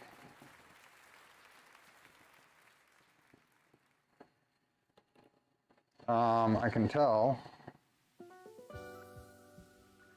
Should be able to tell by looking at the scale. How do you like the bag enclosure versus other laser cutters having a hinged hard enclosure. Do they? Which ones do? Are you talking about CO2 lasers? Yeah, it was to 600. Okay, just making sure I got my range the same as last time. Are there any other diode lasers that have hard enclosures? Because if I know if you look at pictures, the product pictures, all of them look like they're hard enclosures. But the two I have experience with, the one I bought and this one, are both soft. They have a framework, but the rest of it's soft.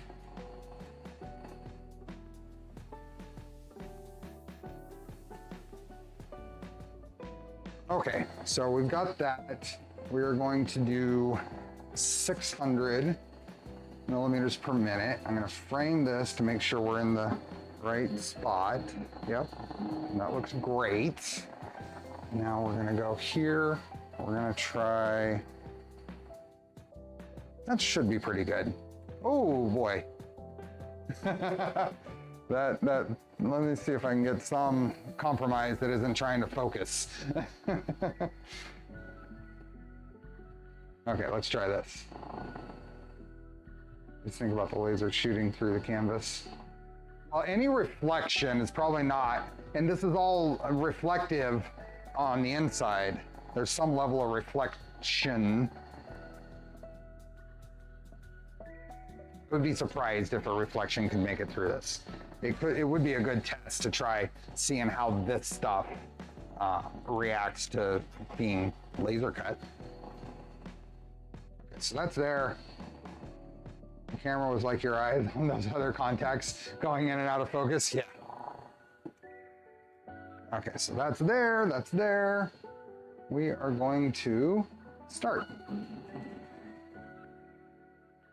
I'm gonna get my head in the way because I want to kind of try to see if I see the light scatter you were seeing. No, I don't see the light scatter. It might be the double filter I'm getting. Let me come over here and see if I can see it in the screen. Oh yeah, I see that.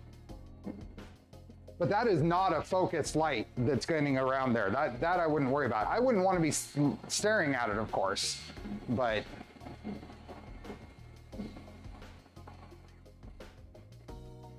it's unlikely to penetrate enclosures because it would be very out of focus, yeah. Yeah, I got closer to my monitor and took my glasses off, and I can see what you're seeing now. It's diffused quite a bit, though. It is a blue laser.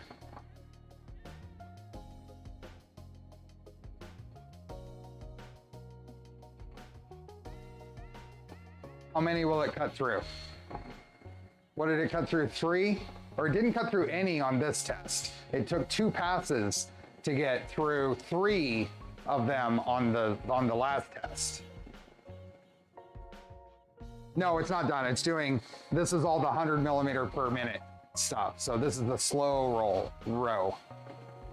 We've got, this is a 15-minute test. So the way this is, well, that is interesting. It's a 15-minute test.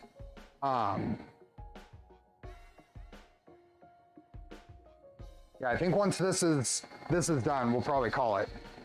So I wasn't expecting a 4-hour stream today. Oh, but that's good. I never expect it.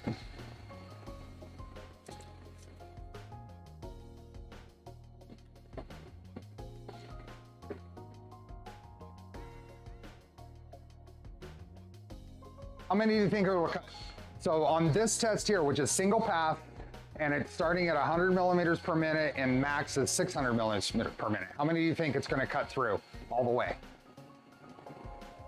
This is not capable of cutting clear acrylic. Am I correct in the understanding that it is, the wavelength is wrong? It's not just power, I think it's the wavelength of the laser.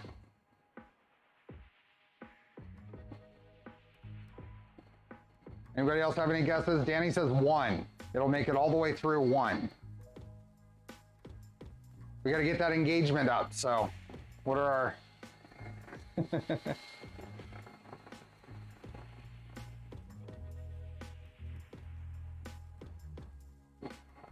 We'll get through 2. 1 or 2, 5.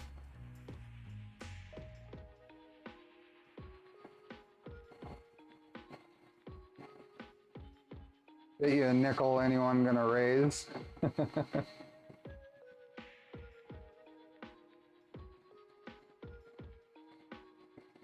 Let's see. I get the advantage of seeing how dark it is compared to the previous test.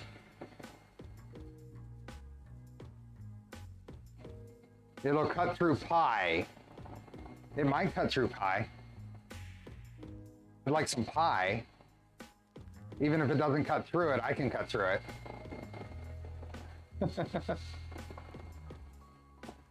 Zero. Okay. What kind of pie? I like pumpkin pie. Good apple pie, but not all apple pie is good.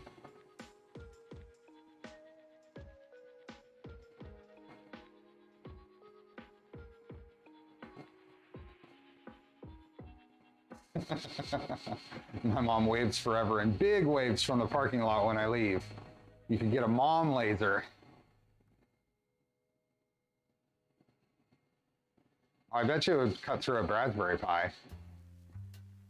How do these, I haven't tried it, how do these lasers do with FRS type material? The PCB board material. I'm not hearing any more than 5. Lots of 3s, 2, I think I've got a 0. This is not 2 passes, this is single pass. The next test was single pass. Oh shoot, I might be doing 2 passes. Let's find out. Let's look. Yeah, this might be the 2 pass. Darn it, this is 2 pass.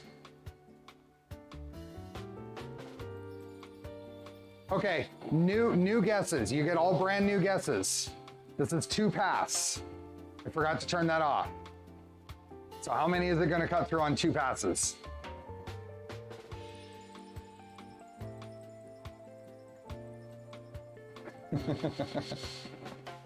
Danny's saying 1.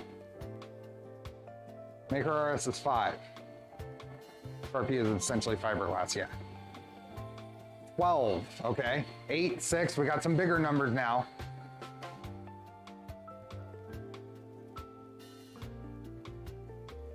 It's 42. I forgot to change that setting and it stuck. It's stuck in between the things, so.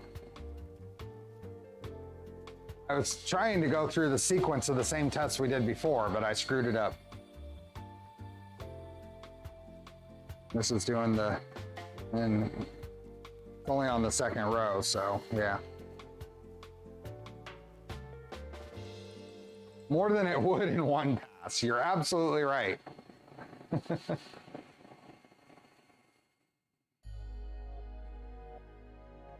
Not sure how fiberglass is laser cuttable without industrial laser. Okay, I have no idea.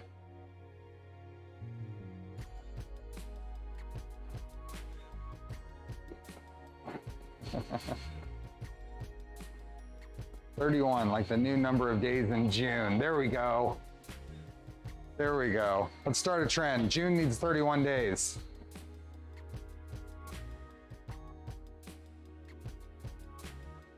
Didn't get a piece of paper with a material guide. Perhaps a PCB is on there. Oh, that's a good point. That's a good point.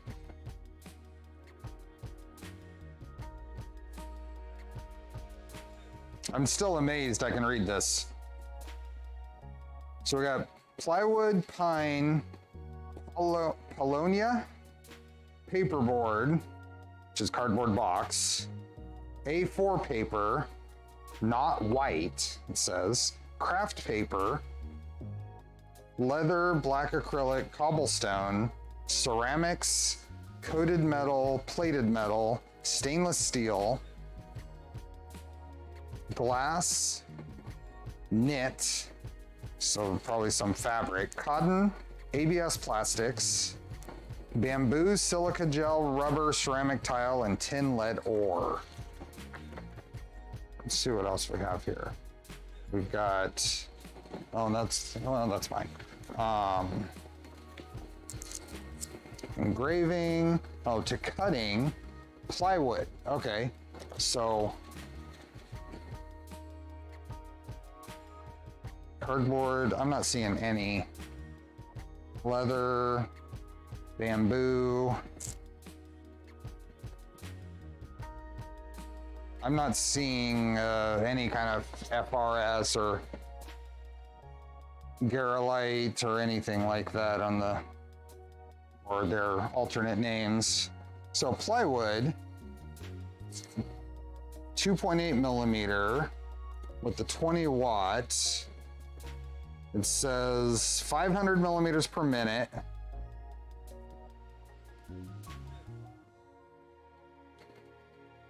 Laser mode M3. I don't know what that means. It doesn't actually give a power. Passes 1. Don't cut anything with chlorine or chromium. Yeah, so we talked about that earlier, and it's worth repeating. Research what you want to cut. Research it specifically, what kind of things it gives off when it burns. Hey, Pex Peppers, welcome back. FR4. Nothing like that is on there. Need to upgrade to a 100-watt laser. This is like watching grass grow. I agree. A nice CO2 laser would be a good addition to the shop. One day I will do it. Yes, material safety data sheets, check them. If you're not doing something that's very like cardboard, plywood, that kind of thing, and even things like MDF, make sure your ventilation is really good. There are some things that are absolutely don't cut them, like's being said there. PVC, polycarbonate, polyvinyl chloride, don't do them at all. Then some of the things that are on the edge, make sure you have great ventilation. I've got a pipe running all the way to my partially open garage door there. And this is just cardboard. Angus did a great video on this, Maker's Muse. So search for Maker's Muse on YouTube. He did a reason why these diode lasers are a bad idea video.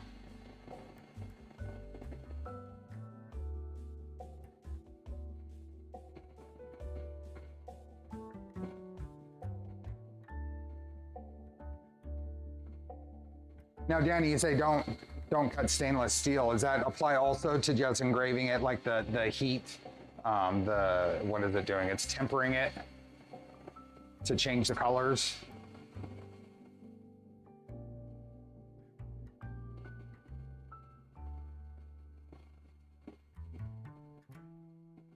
Learjet did that once. The new plant in Inland completed the required tests on January 1st instead of the specified December 31st. They changed the contract to read December 32nd. That's awesome. This, you can cut it, but you want good ventilation like you have. Yep. Paramark on stainless is okay. Okay. Someone who got a 200 LUSD laser from China was able to laser etch a PCB. This is the 2-pass one, so that's I was looking at this earlier and I saw the 15-minute time and I thought that was long. So, whatever. How many, what did we come up with? How many do we think this is going to cut through?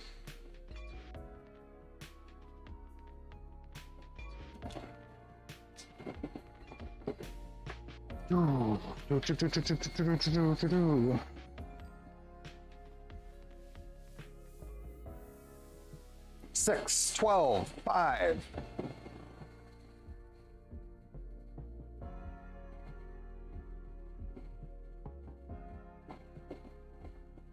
Oh, you have to be careful when welding stainless. It's valent chrome in small areas can be toxic. 1, well, I can tell you right now, Danny, it's not 1. I can see. I've got a pretty good guess right now. I don't know for sure, but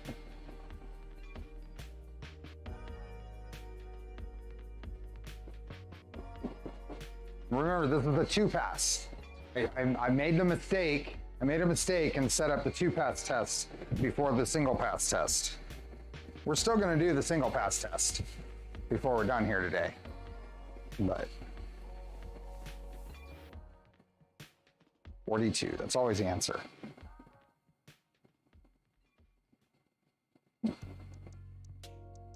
Define cut through.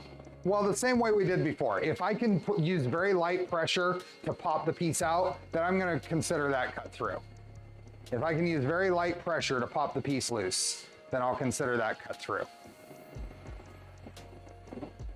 There were 2 or 3 had 2 passes on the old laser.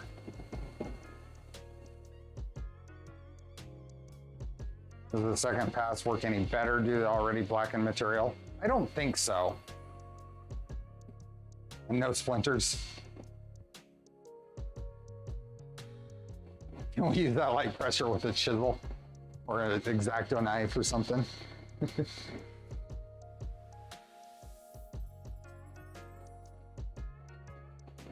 Fairly small kids here, and even if they're told not to go somewhere, it occasionally does happen. Oh yeah. Yep. This is definitely not a kid's toy.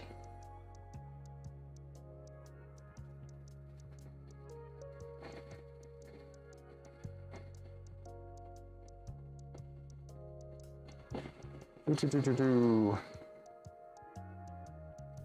think my wife's on. What do we got? We got a little over 2 more rows to go.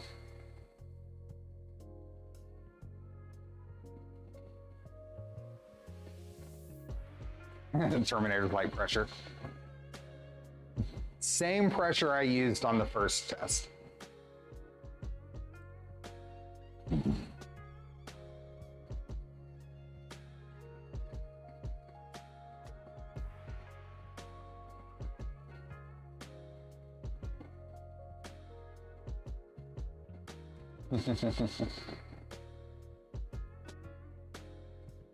Do.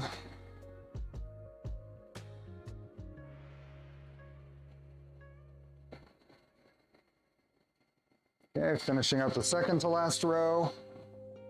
At least these are getting quicker.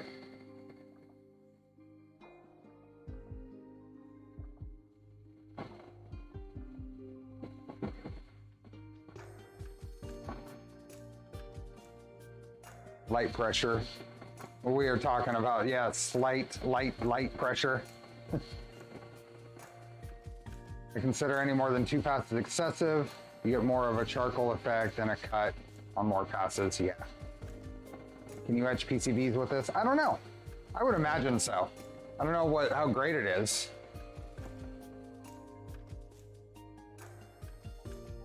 I don't know what's in the resins that form a PCB.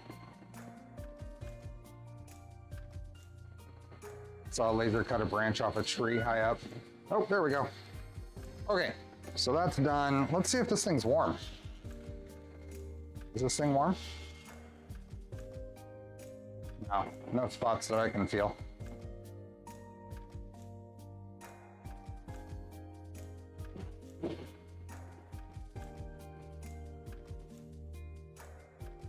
Yeah, cutting PVC is definitely a big no-no.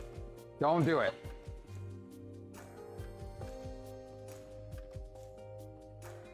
Okay. Here we are. Move this out of the way. So what was our figure? Let's see what we got. PCBs are FR4 with copper layers. I wouldn't touch with a laser here. So right off the bat, 8 of them fell through. As you see, 8 of them fell through. A 9th one is here. There's the 9th one. 10. There's 11. Right now we're at 11. Let's see.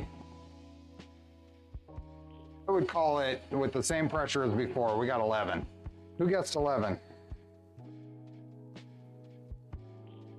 We're gonna call it 11. 8 of them fell on through on their own, but that tap with the screwdriver was not even as much pressure as I put on the last ones. I'm gonna call it 11.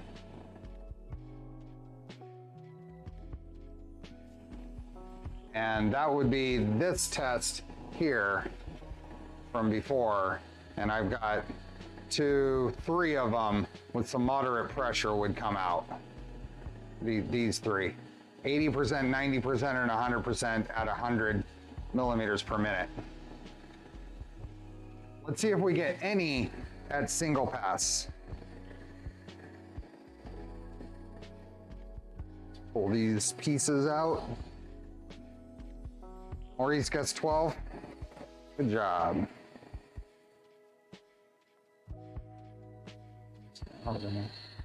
This.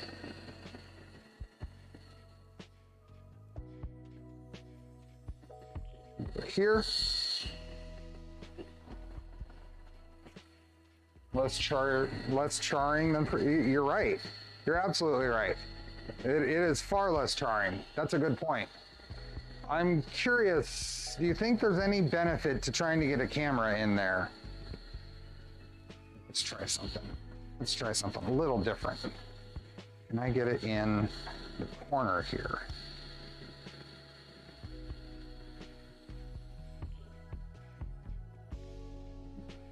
Play with how it zips up. Let's see if I can get a view in the corner.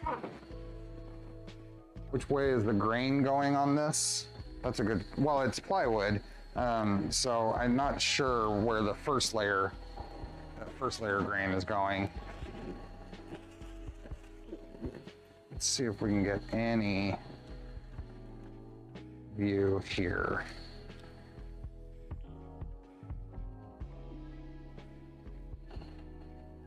Oh, why did I lose that?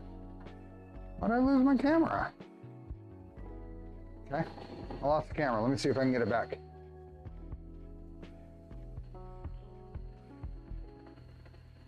Deactivate, activate.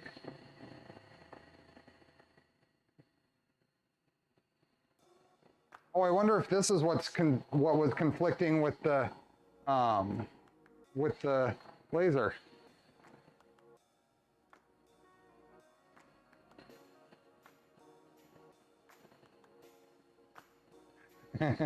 I don't think I'm going to be able to get this camera to work.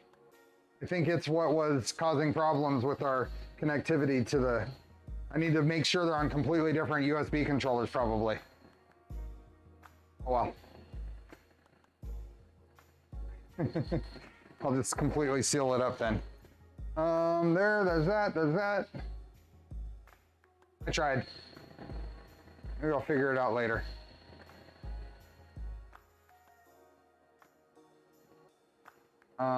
Let's go back here and change this to 1 path.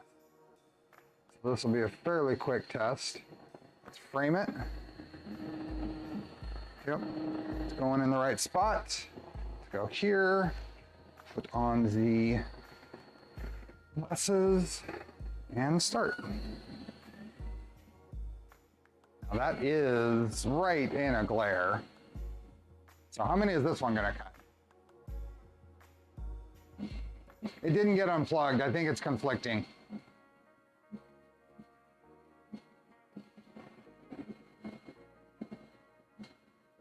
Six, 3, 4.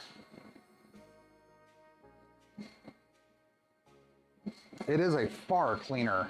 You're right. The charring is far less.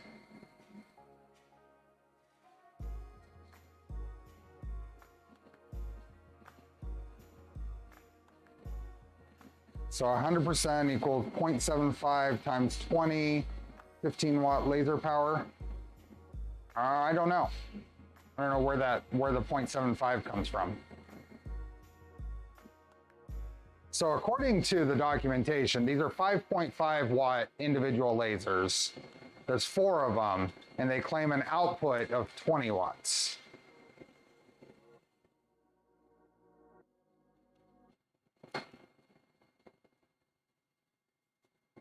Faster and more passes for less charring. There was very little charring, even on the slow passes on this one. Just looking at the pieces here, they're actually really clean.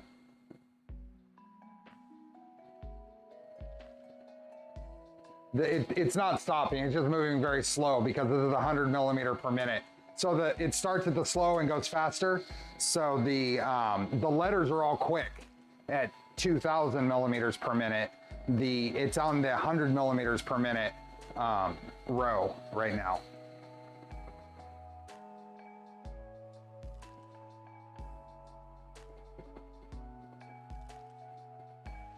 To go, who is that?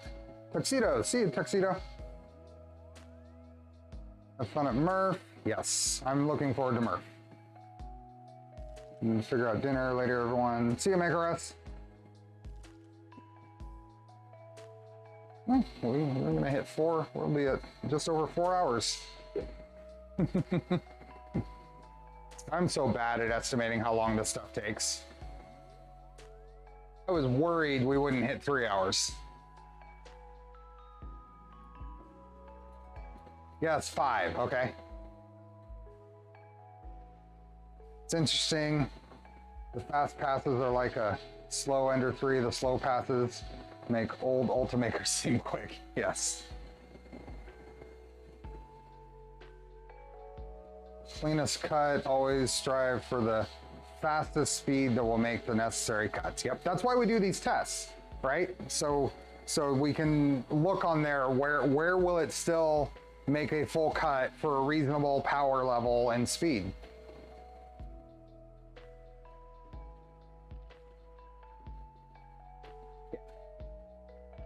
You don't want to run them at 100% power.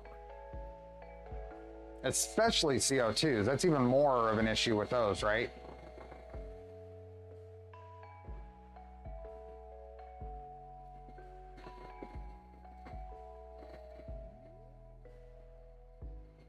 This is saying, yeah, this is an 8-minute test. So it's about half, which is right.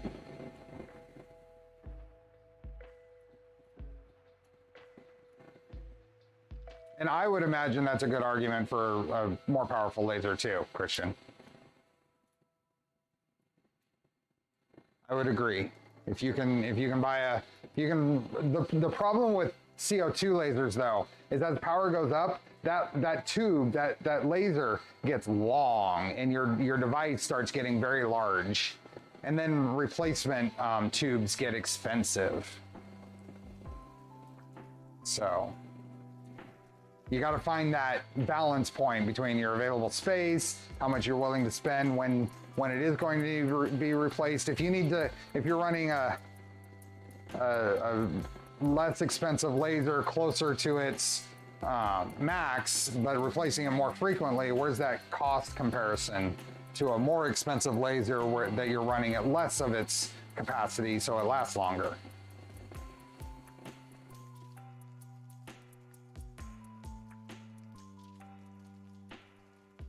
Good rule of thumb to use no more than 85% on a CO2 to maximize tube life. Yep.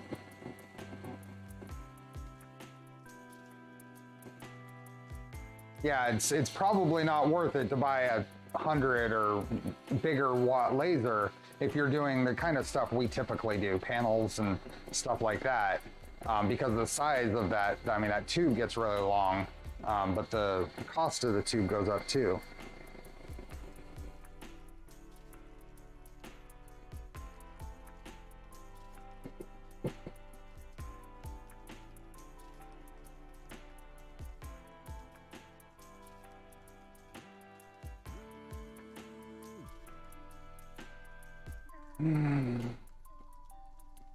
So is this what you use to engrave panels like you did, or did you CNC that? I've used this with the 10-watt laser to engrave the panels. Yeah.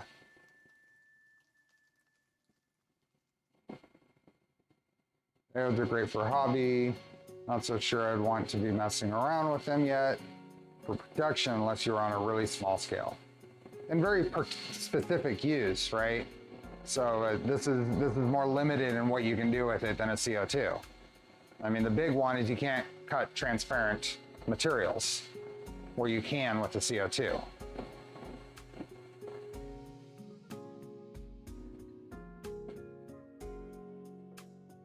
How long would it take 15 to 20 kilowatt laser to cut through?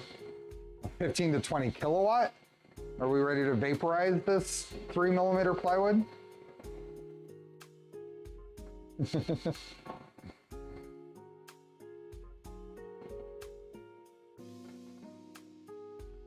See you, Andrew.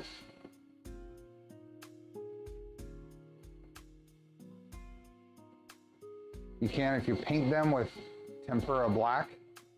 Can you actually cut all the way through? Because you can do a black coating of some sort of paint or whatever that tempera black is on glass things or whatever to etch them, but it's really just burning away the right where that paint is. Could you actually get all the way through? I'm not sure. Has anybody done any tests on that?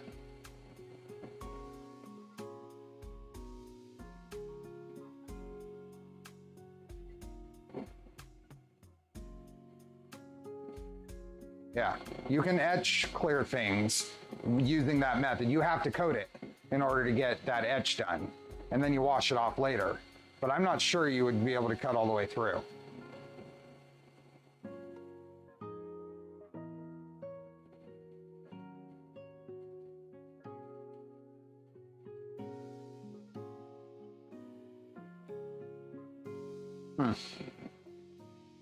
So it depends on the settings. I've blasted photo frame glass through.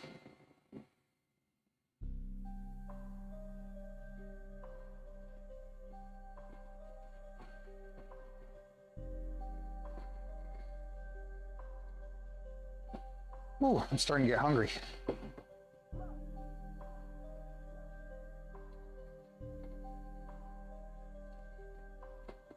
Posted a nice idea for you to build in the stream chat Discord. I'll check it out.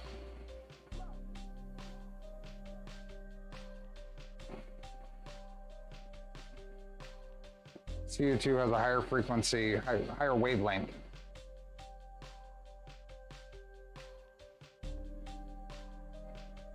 Higher frequency wavelength. Imagine once it's etched, you can go through because the etched portions are cloudy. I'd be concerned with glass anyway. Oh, it finished. Okay.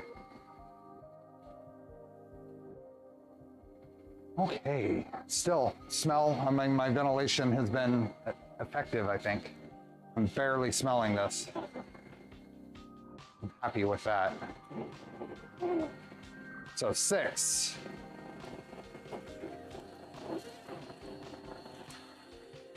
Okay. Get this out of the way. Let's see how many fall out. Oh, we had 1 fall out. Let's see if any others. Yep, 1 fell out. I would say 2. I would give it 2. Not the same pressure. I would give it 2. It was single pass. 1 fell out. This would be the equivalent here, and none of those made it. Well, one of them made it kind of, oops, where is it there? You can see it at least on the other side. But this is the equivalent. Single pass, 1 just fell out. I would give it 2 of them. So 90% and 100% at 100 millimeters per minute on a single pass for 3mm. Yeah, see, that came right. And it is, I mean, if you look at the residue, the charring, that's the 10 watt. And all of these have been super sharp. Not a lot of charring. Yeah, it was to 20 watt.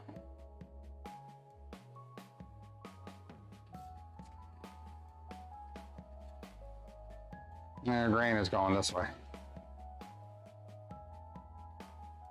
That top layer, if anybody cared. And this is basically, I mean, it's, I don't know if I can get that to focus. basically 3 layers, a core, and then it's a laminated core.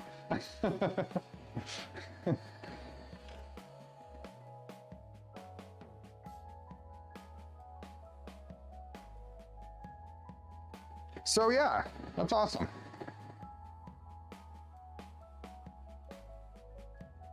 So long time since since I first put this machine together. There are affiliate links in the description for the main machine. Honestly, I couldn't find a good source for the 20 watt. I need to get a hold of the person who sent it to me to see if there's a good source for that. But they're out there. What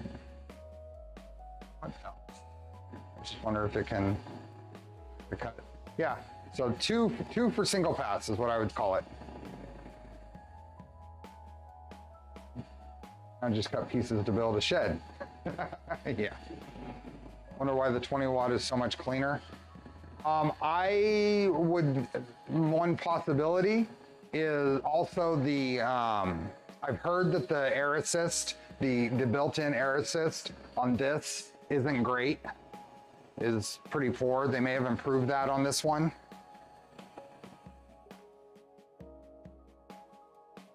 Good night, Stephen from the UK.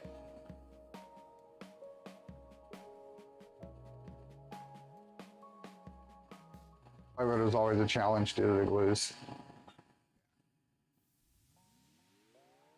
Find some toy-safe plywood and make some fun toys.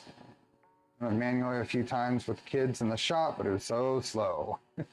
Air makes a big difference. Yeah, so if this is a significant improvement in the built-in air assist over this, that could account for at least some of that.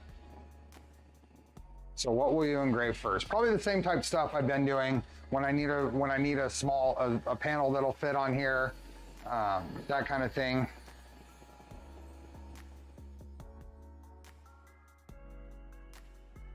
Need to jet, great stream. See you, Scott. I think we're gonna wrap this up. Remember, we are continuing the Pooch Trident series tomorrow. I don't think we will finish it. I think we have too much to do to expect to finish it tomorrow, especially on a weekday stream. But we will make some more progress. And then I think it'll be one more stream after that. Coming back from MRRF, my hope is we'll be doing the June 31st Charlie's Angel stream, but the July 2nd, the next day, July 2nd, I'm hoping we can start the Mark IV build, and maybe a single stream build. We'll see. I don't know what that takes, but let's go here. So, what is the work area? This is 400 by 400, this machine. So, thanks, Danny. Thanks, Dr. Ronnie, Jack. So, if you're going to be at MRRF, please come say hi, and I will be happy to see anybody who wants to say hi. I'm looking forward to it. I'm gonna have my son there, so that's gonna be fun. So, and then like I said, tomorrow is Pooch. The final stream, probably what we would expect to be the final stream for Pooches, is to be determined. We don't know yet. Yeah. Anyway, thank you, everyone. Thanks to Ortur and the reseller that sent this to me. This is going to be handy, and I like to have an actual enclosure now to be able to use. So, if everybody had fun with this, I did. We will see you tomorrow, hopefully. Otherwise, have a good rest of the week, and everybody have a good Father's Day. Regardless of if you're celebrating or whatever, it's a day. Have a good day. Take care, everyone. Bye.